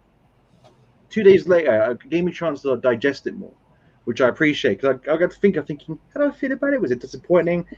But for me, I'm gonna say 1978 is my favorite. Okay, then it's 1666, and then it's 1994. For all the reasons I mentioned, I won't go into again. 1666, but two things I will say though, the one common theme which I didn't like in all of them was Sam. For me, she was just a very bland character, and she wasn't. Dino just acted her, like actress played her. That's true. Destroyed her because and the scene that gave it away to me was the last scene of 1666 where they embrace and have that kiss. Dino's all in it, whereas Sam's like, "Oh, I'm gonna kiss someone on the camera," you know what I mean? And it's like Dino's like, wait, she just acted her socks off, whereas Sam, every time she came on screen, she just didn't ooze that. Like even the bully Kate, she was a character. Dino was a character. Josh, they were characters, whereas Sam was just there. Yeah, she didn't add anything to me. She was the lead actress in Panic, that new Amazon Prime series that I just reviewed, and I was not impressed with her at all in that series. And some people ripped me a new one for saying that, but I didn't like her. I thought she was better in this, but I'm gonna have to go back and like evaluate her performance because I was just so enamored by Kiana Madeira that I think maybe I was like not paying as much attention to. I love the relationship. I just felt Sam wasn't given it what Dina was given on the character side. I think just acted her off the face of the earth, in my opinion. But which is why I think take out the equation of 94. James was like a bit harsh. The one thing I will say though, which we can all agree on, is whichever one, like at least we can watch these films knowing we're getting a good climax. So I wasn't keen on 94, loved 1978, but it was maintained. Whereas you guys went to 94, it dipped, but then it went boom. So I think the trilogy gives everyone, wherever you think of part 1 and 2, I think part 3 was very satisfactory. And because it had a very satisfying ending, we as a horror community, movie community, liked it as a trilogy. Which leads me to, is it one of the best horror trilogies that have been made in the last 10 to 20 years? Can anyone think of a horror trilogy as successful as this off the top of their head right now that is as good as Fear Street, the trilogy? Saw 1, 2, and 3. You know, if I give you that one, Sean, because each series is part 1 to 3, 4 to 6, and 7 to 9. So yeah, I can see that. But the first 3 Saws, they're solid. They're really, really good. I love the third one. Is my favorite Saw. The third one. I'm waiting for the JK. No, there's no. John's laughter was maniacal. He was like, "What?" I love it. I the second one, meh, but like that's also how I feel about this one. But I like the second one more than Saw 2. But I would say Saw 1 through 3. But as a trilogy, or you're not on the same page at all? Not the even Saw close. guy is not on the same page. What I'm not the Saw guy. I'm not the Saw guy. Hey, Saw dude, what do you think? Expert. Check out Sean's channel. He's an expert in everything Saw. Yeah. It's sad because it's true because I just did it. I have all things Saw on my channel. You made your bed a lie in it, John. You made that bet a long time ago. But Sean, do you think this is a solid trilogy? Is this one that you can watch again? Like come Halloween, make it part of your Halloween? I don't want to steal Dan's thunder at all, but like if I don't even own a Blu-ray player and I will buy the Blu-ray trilogy set of Fear Street, like I am nerding it, like him saying MCU, Avengers, like my mind's going crazy. Like I am all for it. Do I think it's one of the best horror trilogies, at least in the last decade or two? Absolutely. Yeah. Dan, what do you think? Yes, I agree. I think it's one of the best horror trilogies. I loved it. I would say Scream, but first of all, there's 4. And second of all, I'm not crazy on Scream 3, but I do like it. Saw 1, 2, and 3. I think other than Saw 1, I like all 3 of these films better than.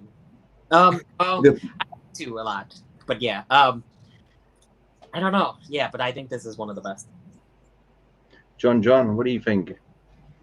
Yeah, I'm with Dan when he mentioned Scream. I love Scream. It's one of my favorite, not only films, but the first one, but franchises of all time. I absolutely love that franchise. But also, like Dan, the third one I think is a very weak film. Scream 3, I should say. I saw it not too long ago, and I actually thought it was fairly bad.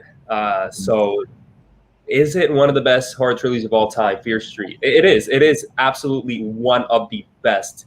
And it's crazy because I've told you guys before, I love horror, but I'm not really well tuned in that world like Joe is, for example. So I don't know a lot of horror trilogies out there. I disagree on Saw. I cannot see that, Sean. I think right now, just by default, it's up there with Scream. So these are like my top 2 favorite horror trilogies. Right. Before we go on to you, James, if you have some comments coming through, make sure the guys so we can reply to them, see what they're saying. So there we go. So Eric is saying above 90% all 3. Yep, I think he's talking about the rating system pretty much. I think all of them in their own way appeal to everyone. So like whether you think about 1978, it's about 50. I think it's 50-50 split really. From everyone we've spoken to in the comments, it's kind of 50-50 of 1978, 50-50 of 1994, but 1666 seems to be a bit more unanimous in everyone's decision that whether what issues you have, it was a great conclusion to this trilogy. Yeah. Joe, Oh, sorry, Joe, Karen. do you think you'll watch the first one again, though? You know what? I've done my review for 1666. I was very conflicted because I said I wouldn't, but then at the end of my review, spoiler, is I said I would because, like I said, it might grow on me. Like now, I want to watch the whole thing again as a whole because I was watching it in parts, and I want Netflix to do this again because it was fun to like watch a review, guys, get our thoughts. Like even like when we collide with what we think about part 1 and 2, it was just I think I want to see how I feel come the end. I'm watching them all again, but part 1 for me has grown on with Dina especially. Didn't like Dina, but seeing her arc, especially as Sam, what's it called? Sam Fears? I'm about to say Sam Sears. That's like a steak company, and it's Sam Sears. But it brings you the best steaks in 1666. But yeah, part 1 I look at a bit more positively. Sean's like, who invited this dude? Who put him in control? Why are we talking about a steakhouse? I don't know. They just exit stage left. So You're in charge. Everything horror is saying I liked Kiana in 66 more than in 1999. 1994, but yes. Okay. I think that's a good point. Yeah, her like character was a little bit more strong and vindicated in 1666. I think she had more acting chops to show off in 1666 than the first one, I think. I think she was very versatile as well because she did play 2 characters. So like she was, even though she was Sam Fears. Sam Fears. I think that's Sam Fears. I know I'm not the only one. It's Sarah Fears. I think she was very good because she was a different character completely in 1666. Yeah. You saw she was Dina, but she was a completely different character. And yeah, you empathize with her quite a bit, I think, like what she was going through. And it was a contrast as well to part 1, where obviously in 1994, both of them really, 1994, her sexuality was still like frowned upon, even in like the early 90s. It was a good way of tackling that and bringing that to the forefront, showing that both of them still had issues, but in completely different ways. Like back in those days, he hanged. In 1994, it was still like, even like Sam's mum, what Jace was saying, like she was almost more of a villain than the killers. Really, the way she was being horrible human being. I think just like with this, to say that playing a different character completely and doing it very well, definitely very believably. I know he played nowhere near as big of a role, but I can't help but acknowledge again, whoever the guy was that played Tommy, so the sack face killer, his character in 1666 was like, he really did a good job of acting out an entirely different person. Absolutely. So everything horror again is saying Scream series. So I'm guessing I think he's agreeing with the trilogy, but from what John was saying, that one of the best since then. Eric, you're right. John is the resident Saw man. I'm not. You did it to yourself. I did. Everything horror. This is kind of unfair. This kind of had an unfair advantage, though. What kind of talking about the Fear Street had an unfair advantage? Maybe. Interesting. Okay. Please elaborate. Please elaborate. Is it Yeah, no, I because want to know more. is it because they came out so closely together that they like made them all at the same time, or like I mean, That is a very good point. Yeah. They could be a bit more like same director, same cast. They had that synergy, and I think I saw it on the Filmworms review coming at the very end that it was filmed part 1, 3, then 2.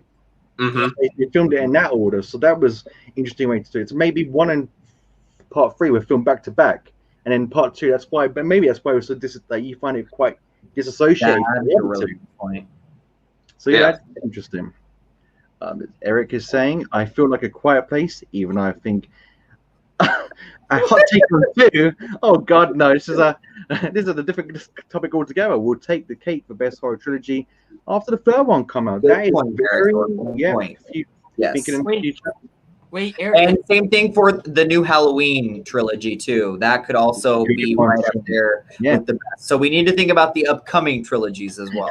Wait, Eric. Everybody make sure to catch out the Which is the Actual Best Horror Trilogy live stream after all these come out. We're going to be doing that on right, Joe, your channel, right? Didn't we Yes, discuss we this? are. This is news to me. I'm making this up on the spot, but we should probably do that. The Witch? Talk about which is the actual best horror trilogy once all these movies actually do come out. Yes. We should. Like near October, be near the time, because Halloween will be out by then. We do have an October collab coming up soon. We do, guys. Exciting stuff. Keep a lookout. And Dan wants to say something to Eric. I'm wondering what's Eric's hot take on number 2. Yeah. If he thinks that it's going to be the best trilogy, what could be his hot take? Because everyone loves Quiet Place Part 2. Have you got the balls, Eric, to answer Dan's question? He does. Eric says, "Oh, here we go. If Quiet Place counts as a horror, I don't know. Yeah, it'll count as a horror. It's got like horrific elements. It's kind of like not as horror as Fear Street or Scream or Halloween. It's like what's that film called? To Tomorrow War. Almost elements like that, with more horror elements, I guess. I don't. That's a weird. I don't know. Well, I get because of the monsters, right? There's monsters. That's what I meant. Monsters, scary clicking monsters. I would call it a suspense thriller horror, but like I would throw horror in just a little bit at the end, kind of, but like a suspense thriller. But yeah, I think that's fair to throw it in here. That's a spicy meatball. Black pepper. So everything horror. Everything horror. The first, there we go. Oh yeah. The first 3. That's actually a solid trilogy if you don't count that. That's a really good show. Yeah, not anything after 3 though. Yeah, I agree, Sean. I'm not too big on the Paranormal Activity franchise, but I do agree that is a real solid trilogy. I wouldn't say as good as Fear Street though. Fear Street's better. It depends what kind of horrors you like. Some people might hate such a film like paranormal. So it all depends. First Paranormal Activity scared the hell out of me. Yeah, I couldn't sleep right for a week after that. Same.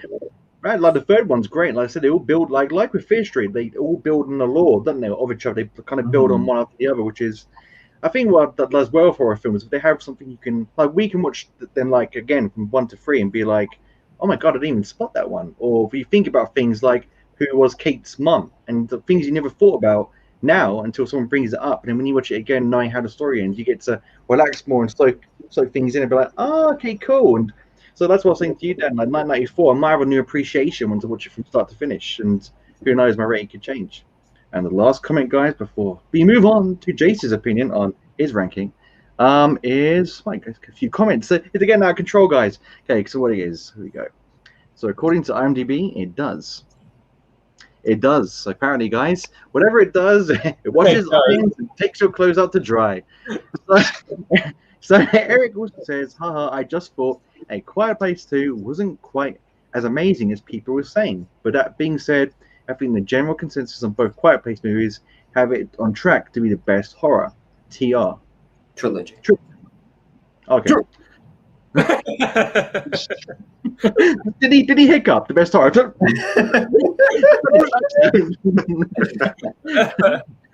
I better be consistent. So, what do you guys think? Well, with Eric, do you think that? Yeah, I massively disagree. But you guys take a.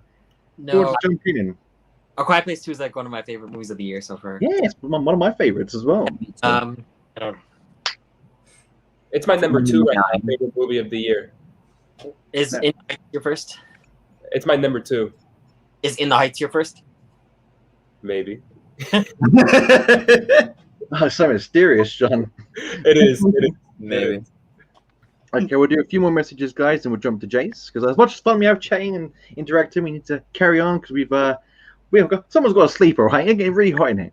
So let's so everything all right? Yeah, you guys said it that they had story all planned out. Yep, exactly what we said, guys. They had the consistency of being that jam packed.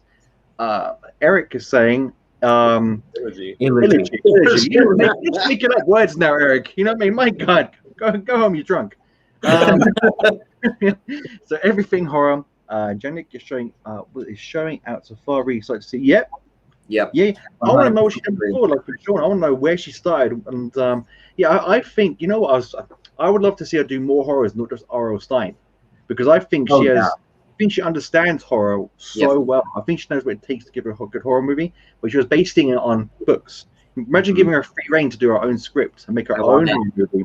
That'd be amazing. I would love her to see. Can I say one thing? Go ahead. And I think the first two, what I was so shocked about 1666 was the first two, I thought the added soundtrack really created the excitement for me and the fun.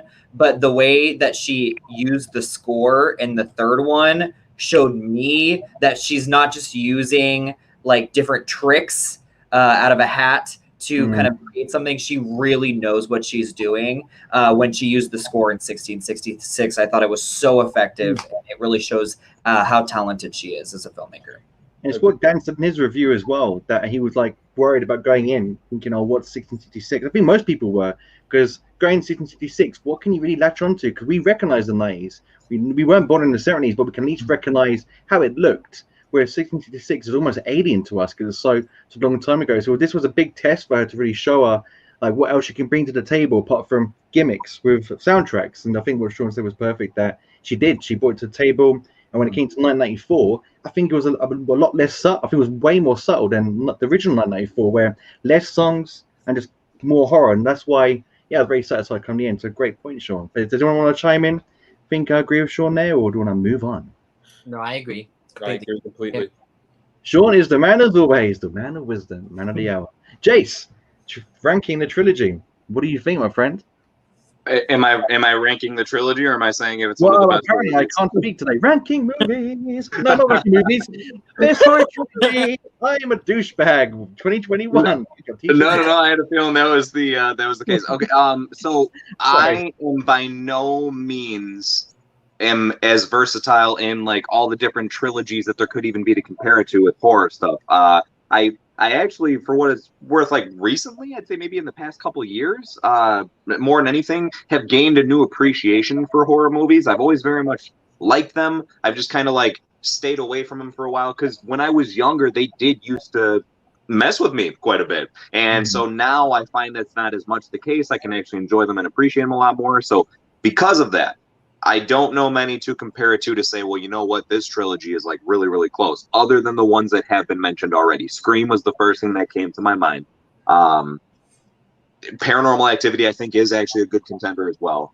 With all that being said, I think that even though this didn't scare me in the sense of like movies, that does not take away from the fact whatsoever that I think this is one of the best horror trilogies that is out at the moment. I don't want to say like of all time because I get that's being, a little bit up top, but I haven't seen enough to say otherwise, really. It's one of my favorite horror trilogies that I've ever seen. So if anyone's got some better recommendations, let me know. But I think that, I agree with what everyone's been saying so far. This is definitely something that stands alone great as what it is. If they keep it as just this, it's totally fine. But I think that honestly, this has the perfect opportunity to don't just be the best horror trilogy, be the best, one of the best horror sagas or franchises, if you will. Yeah, I reckon. I think the main question is, will this stand the test of time? Is it just a good trilogy for the now, or will it have legs like Paranormal Activity? Like, because like people still can watch those now. Is this a film that you're gonna play 20 years down the line, but like, oh, let's watch a really good horror trilogy? I think that's the biggest test for him. And if they bring out more, they could screw it up. You know, they could take a good thing and really just like bore the crap out of you and bleed it dry. So like, are they just leaving it? Maybe doing a few more volumes, volume 1, 2, and 3, and then just say, look, we had a good thing. Let's just cut and run while the others saw. Or they're gonna just like say get us bored and be like, yeah, we recognize the tropes. Yeah, there's 60s music now. There's like, you know, all like 90s music, blah blah blah. Like yeah, with me, best horror trilogy. Same with you guys. It's like Toy Story. I only count the first 3 because number 4 is good, but number 4 is almost like DLC. You know what I mean? So in my opinion, Toy Story 1, 2, and 3 is one of the most perfect trilogies made. In my opinion, perfect. Like, and then, but like I said, Saw 1, 2, 3, Paranormal 2, 1, 2, 3. Even The Omen's pretty good. The Omen trilogy is pretty decent. Like third one, again, the third one. There's always the third one, isn't it? Like it's funny with your review, Sean. You said like number 2 is normally want to drop the ball. Horror It usually is. Such a strange one, isn't it? Horrors can be the third one's rubbish, the first one could be bad, but then look at Ouija. Ouija, the second one. Second one's amazing. Yeah, it's such a good film, and it's like so underrated as well. But and I'd love to have seen the third one, but obviously, yeah, money, I guess. But same with most horror films. But yeah, so we're gonna go into a couple of messages before we go into the last part of this amazing live stream. So here we go. There's a familiar name in here. So here we go. Okay. My goodness me, Eric is all over the place. What's going on with Eric? Yeah, ever since the Lucky live stream ended, he hasn't been the same. Okay, he's saying it wouldn't let me type any more in the same message. I think he meant trilogy, illogy. So that's why he put tri, then illogy, I guess, in the previous message. He's also saying, I think directing and acting wise, A Quiet Place. So back here again, guys. He just won't let it go. Quiet Place 2 was phenomenal. We love you, Eric. It was incredibly well made, but I felt story wise it didn't do enough different from the first. I wanted to say I thought it was quite ambitious. I thought it done a really good job to pull away from the first film and do its own thing. Cillian Murphy gave it an extra little punch, in my opinion. I think Eric, I think you're completely wrong, but I love you. Guys, do you want to chime in here? Dan. I really liked the addition of Cillian Murphy. I think he was put in there just because John Krasinski wasn't there, though. Yeah. But that's not a complaint. That's just to say, like, they were like, hey, we need another John Krasinski type character, so let's just get somebody else. But he did such a good job. I really liked it. I do think that I'm mixed emotions on the ending. However, I know that they're gonna do another one, so that's why. No, that's the reason why I don't have as much mixed emotions. Like, if I was not privy to that, I would think completely otherwise. But otherwise, that's why I actually can appreciate it, and I think it's a cool cliffhanger. Yeah, I think Cillian Murphy gave it a, and what I liked as well is they took it seriously. They weren't like, oh, we're in a B movie, blah blah. They actually pulled the win because they took the role seriously. They weren't like embarrassed to be in the film. They weren't like, oh god, I'm in this like alien like attack movie. They made you like, they pulled you in. So Eric, interesting thoughts, but I think we can generally all disagree with you, even though they wasn't perfect. John's like, how dare you speak for us? Don't you ever say that again. Okay, everything horror is saying. She's very versatile. We totally agree. Eric is saying, sorry, I'm going off topic since I haven't seen Fear Street. Fear Street is a seek help. Fear Street.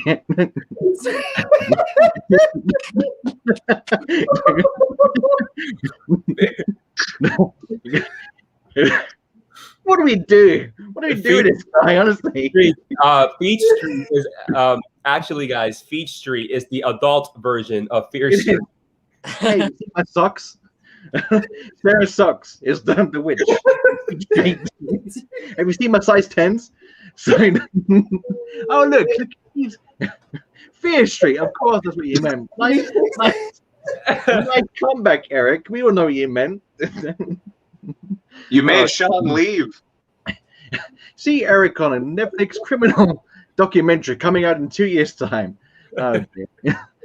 Everything horror, she has the perfect balance of paying homage and bringing something new. Yep. I think you're right. Like old school horror with a new school vibe. Definitely agree. Yeah. Eric is saying, but Eric, man, I love you. I want you to be everywhere. Can you take all my calls at work when I'm back? Just like Eric, take this from me, will you? But yeah, I had a feeling since A Quiet Place didn't freak me out too hard that you guys probably wouldn't. Yeah, like I think we like touched on, didn't we? Like it's not a full blown in your face horror like Halloween, Hereditary, even Fear Street, but it's got like horror elements because it would, like I said, it's a subgenre, isn't it? It's like a sci-fi subgenre of horror. So it's not like slashers, possessions, conjurings. It's its own thing. Who is this handsome young man that's now graced us? Can I just say this is the best Fear Street? I read it as feet. Well, the feet live stream sounds way more fun than this one. So the Fear Street live stream I've seen, and all these gentlemen are quite handsome. Yeah, well, yes. One of them talks too much, but we're gonna get rid of him, so it's all good.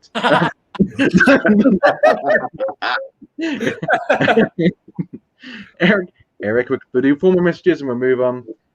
Eric thought Jay squinty laugh out loud face. Either that or he's I like that Berger car guy. I might sub him.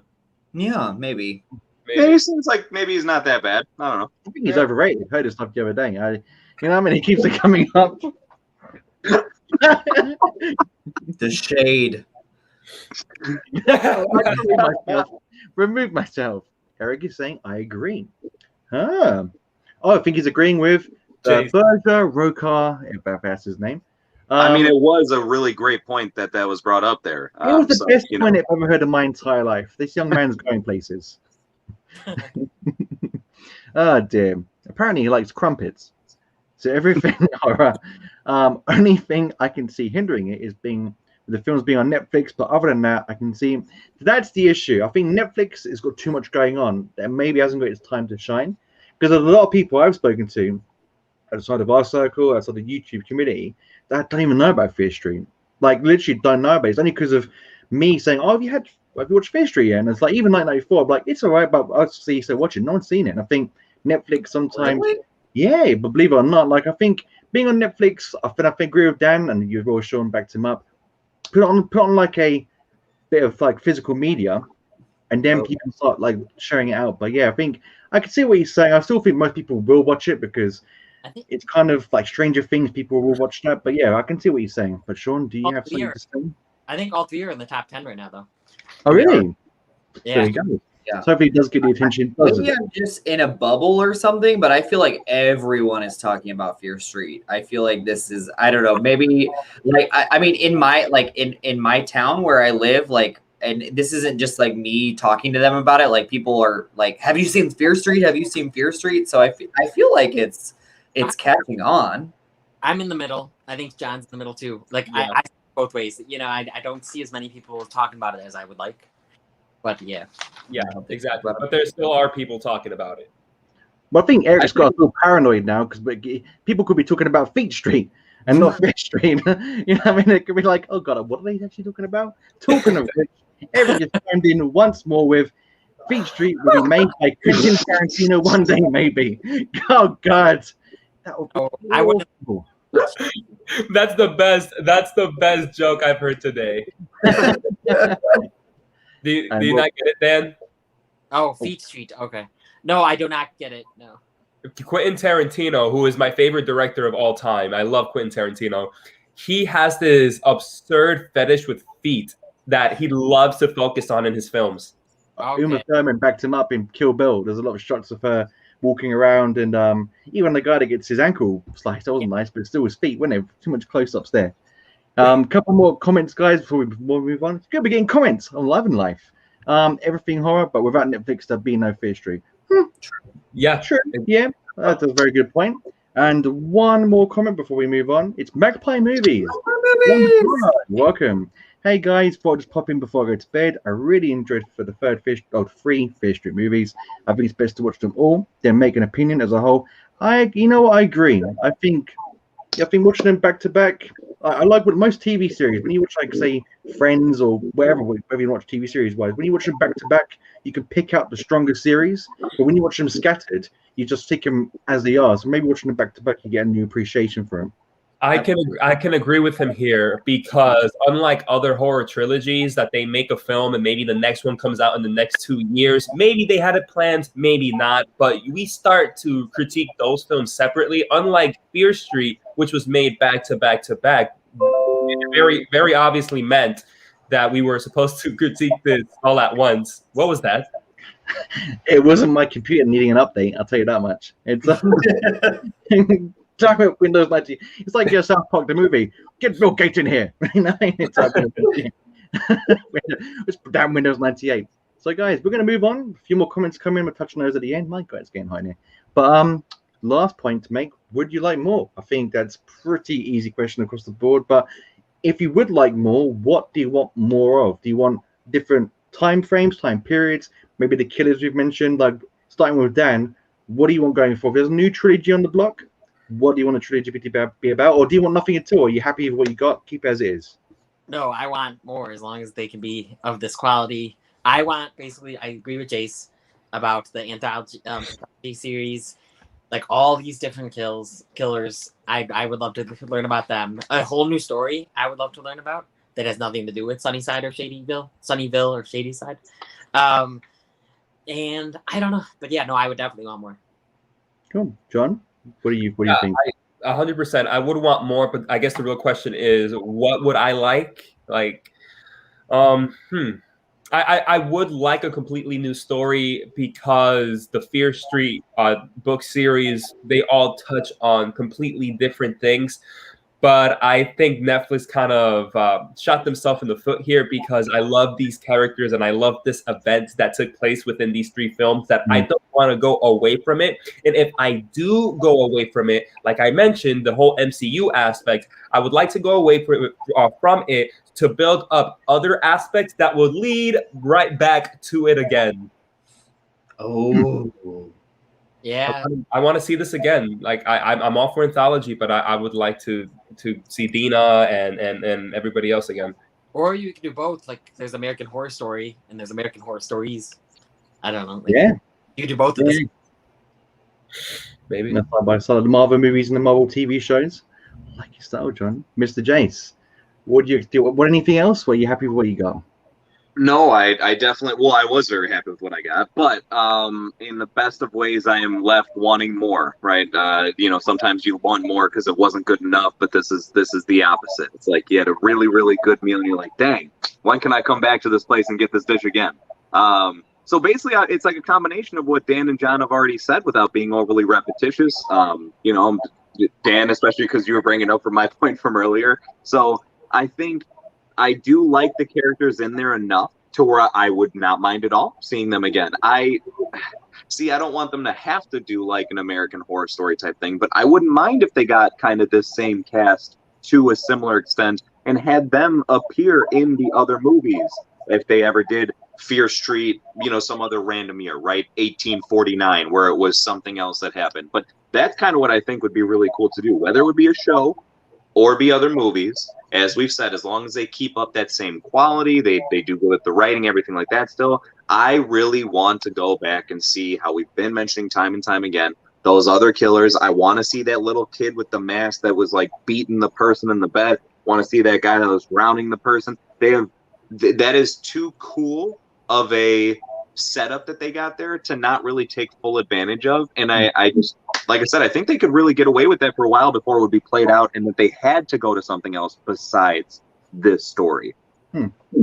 That's cool. No, it's interesting. Like all of you bringing up interesting points. I would like to see. It's just Netflix are in charge at the end of the day. Like even though the director we loved, maybe they want to take it in a completely different direction or just drop it completely and do something new with her. Like who knows? But before I go on to Sean, I just want to get your comments in really quickly because we're coming to the close of our live stream. So if you want to get some comments in, we can answer your questions. Anything that we may have missed or want to ask us before we sign off, just get them in now. But Sean, what would you like to see going forward? I definitely agree with all of these guys. I would love to see more, and not because I feel like something was incomplete or something was done wrong. It's because I just want to see more. I love what they've built already. I'd love to see this anthology situation and then throw in kind of like a build up where like a movie where we get Dina back and Sam, maybe she'll go to some acting classes or something and she'll be a little bit better. The other two things I want to see is if they do build on this, I want Lee Eniak to give this away to somebody else. And I want to see her have an original horror film come out. Like I want like A24, like hey Lee Yaniak, like yeah, do a movie together. Like I would like to see her not do something based on an already like an IP. So I'd like to see that. And also I would like to see Netflix and other studios do something different again. Like do like experiments like this, play around with what we're used to, and you know, be like, here's something new. And that's what I feel like Fear Street was. It was something new that we haven't really seen in a while. So I want to see that bar being pushed. Yeah, like I agree with the director getting her own shot at something, making something her own. I mean, she's got a few ideas, and I think with this, Netflix they could fund that, or if they're stupid, they'll let her go to another studio and they'll never get her back. You know, so it all depends on how Netflix want to take things. I would say of myself, I want to see a new trilogy, but at the same time, like you're saying, you've got to know these characters. Like how many times can they do this again? I think what they could do would be kind of cool is maybe set it in our time. You know, so basically you see Sunnyside and Shadyville years after the book's being used. That'd be cool. To benefit someone, and it'd be in our time, where then you see the killers that go back in time because they're still going to be around because they exist in this universe. So maybe if someone's used it, got the revenge, and you got to figure out, and maybe you get an older Dina, but then you could have Dina playing herself in it as a younger version, kind of like It, Part 1 and 2. What about like a 2001 Fear Street? Like it took place like in 2001. Like everyone's amazing. Listen, I'm not gonna lie. I was saying that the other day how I would love for a Fear Street to take place maybe in modern day and still pick up the whole love letter vibe that they have going. Like for example, a Fear Street 2013, and it would be like The Conjuring, or a Fear Street 1969, and it would be like Psycho or World War II. That'd be kind of cool, like setting the 1945, like towards the end of the war, where it's like they could do anything. Like the possibility, but like it's a hard one because obviously if the writing like team and the director leave, they could just like give us a really like most horrors. Like what's that film called? I'm forgetting. Like with Saw, pretty much in a nutshell. Good little thing going, and then they go too much towards the torture porn and away from the interesting stories and the characters. So hopefully they don't pull away from why we liked it originally to give us more gore and stuff. Let's go to the comments, guys. Answer some questions. I think we overall want to see a new trilogy, but before we wrap things up, let's see what the guys are saying in the chat. So, Everything Horror. And again, guys, get some comments in. So we're going to probably sign off in a couple of minutes. Everything Horror is saying they had the cojones to make this trilogy. They did. I think Netflix has a lot of trust at the moment. And Amazon Prime is getting there too with The Boys. I think when Netflix make a TV series, they've got a back catalogue of so many TV shows of different genres that you can kind of trust them. And horror is probably the most accessible of the genres because everyone likes to be scared in some degree. And I think this was promoted really well. So I think Netflix, they had the balls to make it, but it's kind of easy money, really, in opinion. Yeah, they also don't have the balls to renew seasons after they make one season of something. So let's show a little bit more cojones, please, Netflix. Thank you. Yeah, exactly. And something that's not too scary, but what's scaring me a bit is a lot of streaming services or channels. If a show is amazing and they know it's gonna hit it off quick, immediately after it ends, they're like, season 2 is coming or the next movie is coming. We've yet to have that for Fear Street. Yeah, has been announced. Surprising. Dan, anything to say there at all about Netflix having the bigger ballers to make this extend? No, not really. Everyone else, covered it. Damn it, guys. Okay, so everything's so concise. So here we go. Well, they took the origin of Fear Street for these films are like one of the stories. Yeah, they're like what Dan was saying with American Horror Story. We've had the trilogy, maybe just one standalone film, one solid film that's built in this town universe, but maybe not necessarily linked with Sarah Fears or a curse of some kind. So yeah, original story. Had to be a really damn good movie, though. If it was, that's why I'm saying that I would rather have it be a series and the movie be the big ensemble piece. Yeah. That'd be much better. Eric Thorpe, would you like to continue as an actual series or just another series of movies? Kind of what John just touched on there.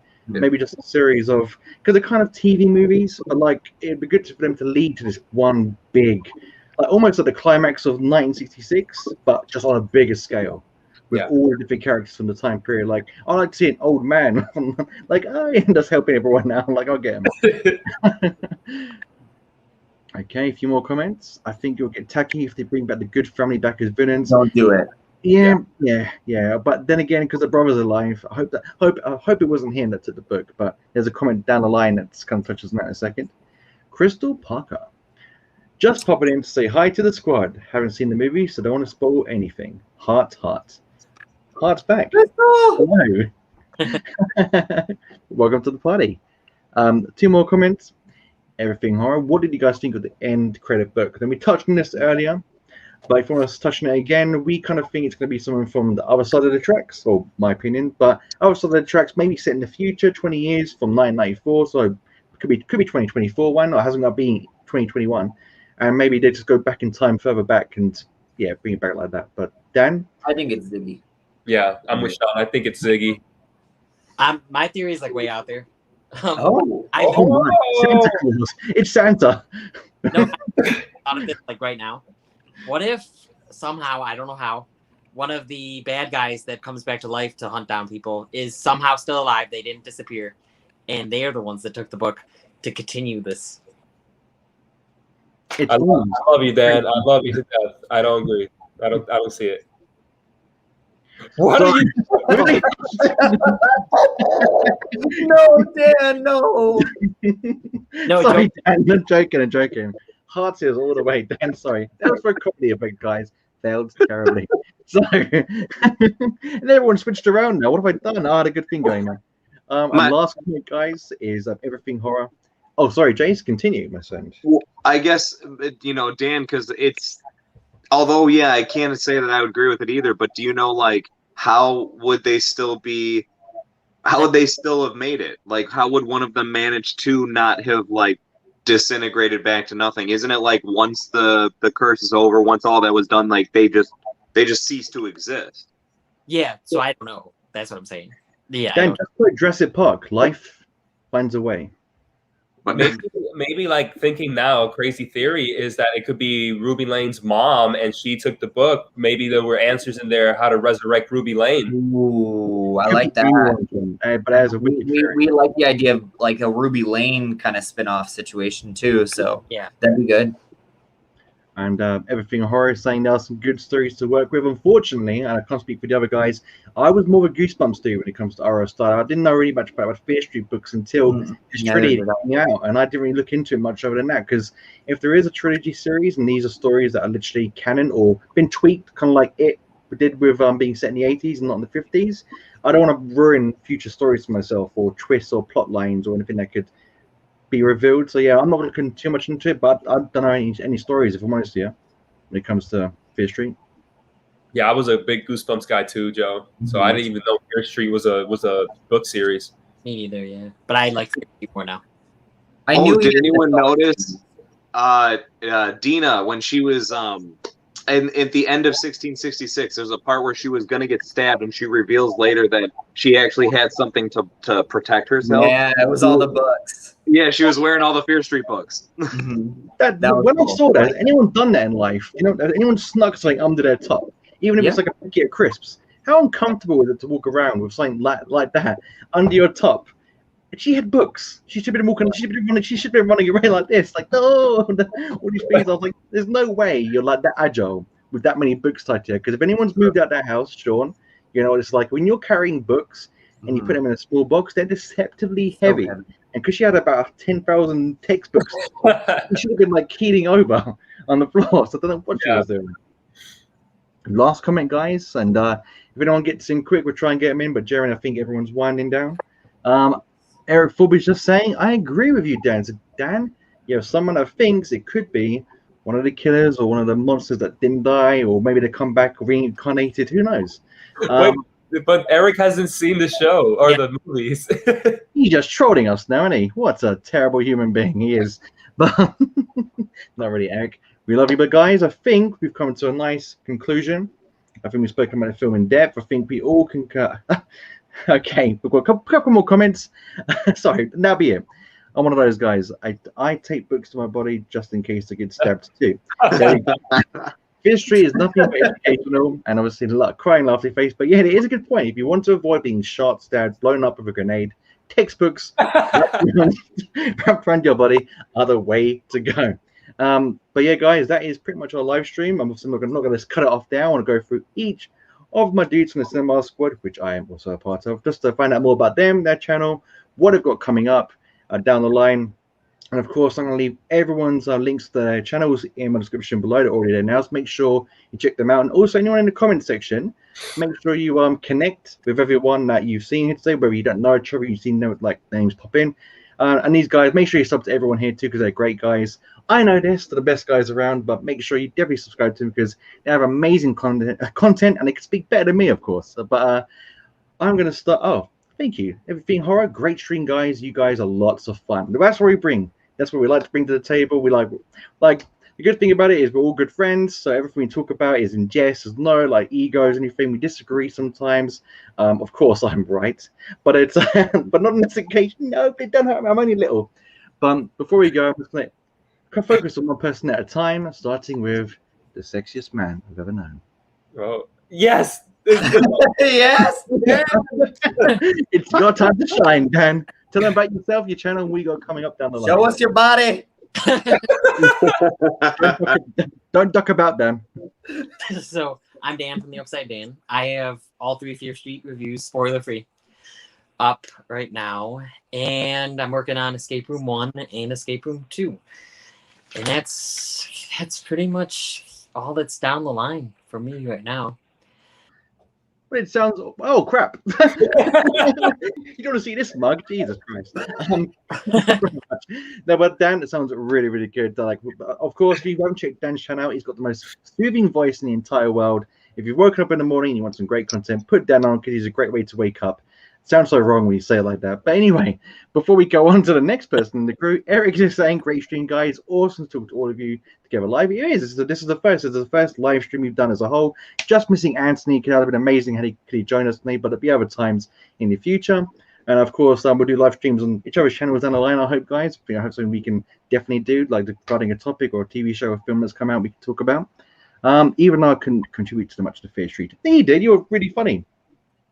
Eric, you brought a lot to the chat table as always, and everything horror shows the book hiding under your shirt. That's not a book. So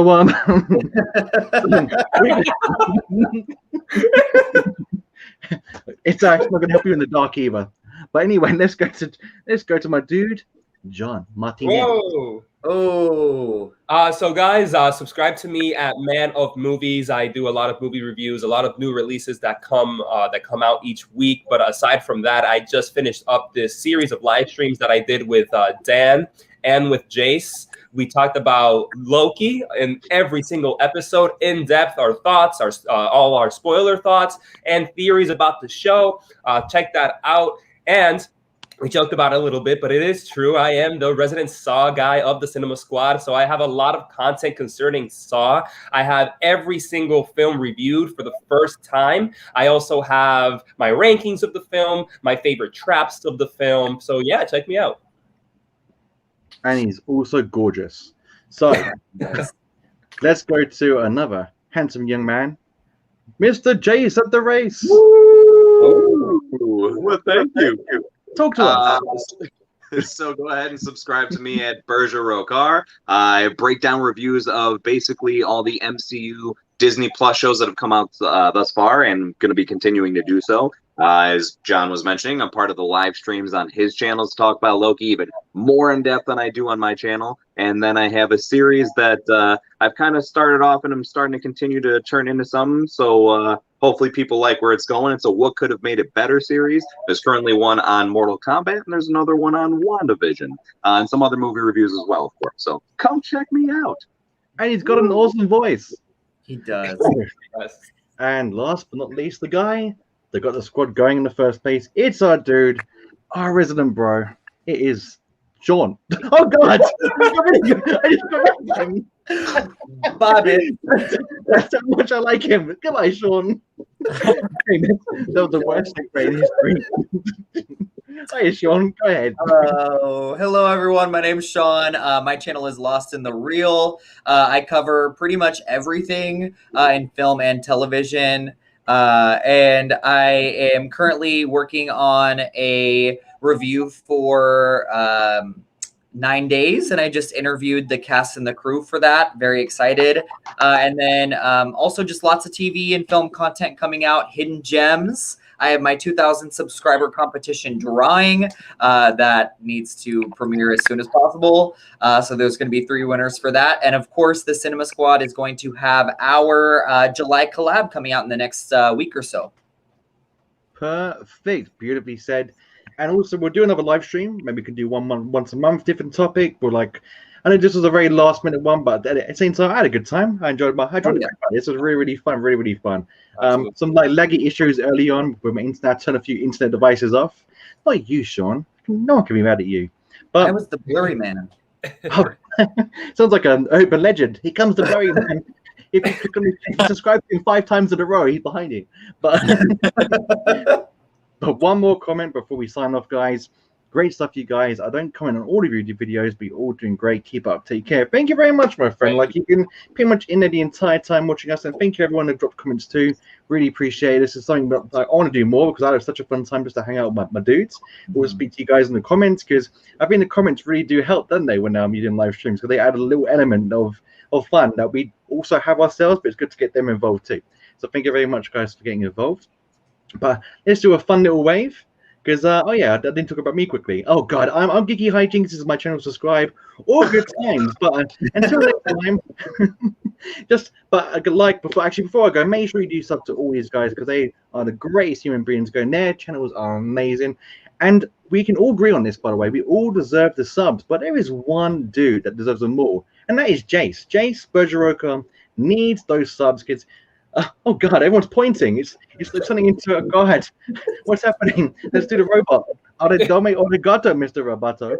So Jace, that's it. Point to Jace. Jace, our dude, Bergeroka, great channel, criminally underrated, no subscribers, needs more because he needs to be on his site. So make sure you subscribe to all of them. But Jace is our dude. Give him the love. Make sure you subscribe to him. Great channel. But guys, until next time, John has something to say. Yeah, real quick. Oh God, back, rewind. I just want to say real quick that he's not here, but Anthony from Fever Dream Theater is another member of the Cinema Squad, and he will be with us whenever he has more time on his hands. But definitely go check out Fever Dreamland Theater. He does a lot of in-depth reviews on specific episodes for the Twilight Zone, and they're amazing. Mm-hmm.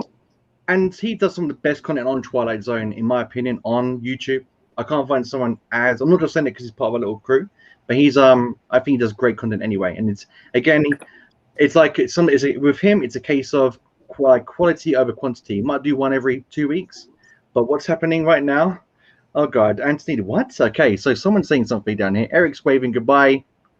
Well, I was gonna say maybe Anthony has something to say real quick. Anthony, do you have anything to say if you're in the chat? You wonderful man. No, but basically, I just wanted to step in real quick and say, hey, everybody, it's Anthony. And, I know I couldn't make it for the entirety of the live stream, but definitely check out Fever Dreamland Theater if you like Twilight Zone. Make sure you check out all the Cinema Squad stuff.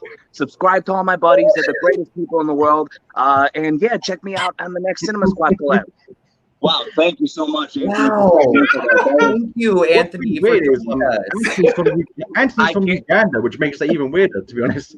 It was just so nice that he was able to stop him just to say that. That was Anthony. Thank you, Anthony. There were such beautiful words. Amazing. And before we go, guys, 2 more comments. Eric Thorpe, Anthony, the man to me, crying, laughter face, which I think is Anthony's little cameo there at the very end. I wish he could have stuck around more. I wish I knew he was there in the first place. But yeah, but guys, any closing comments or just want to wave goodbye and do a cheesy grin like they used to do back in the 70s?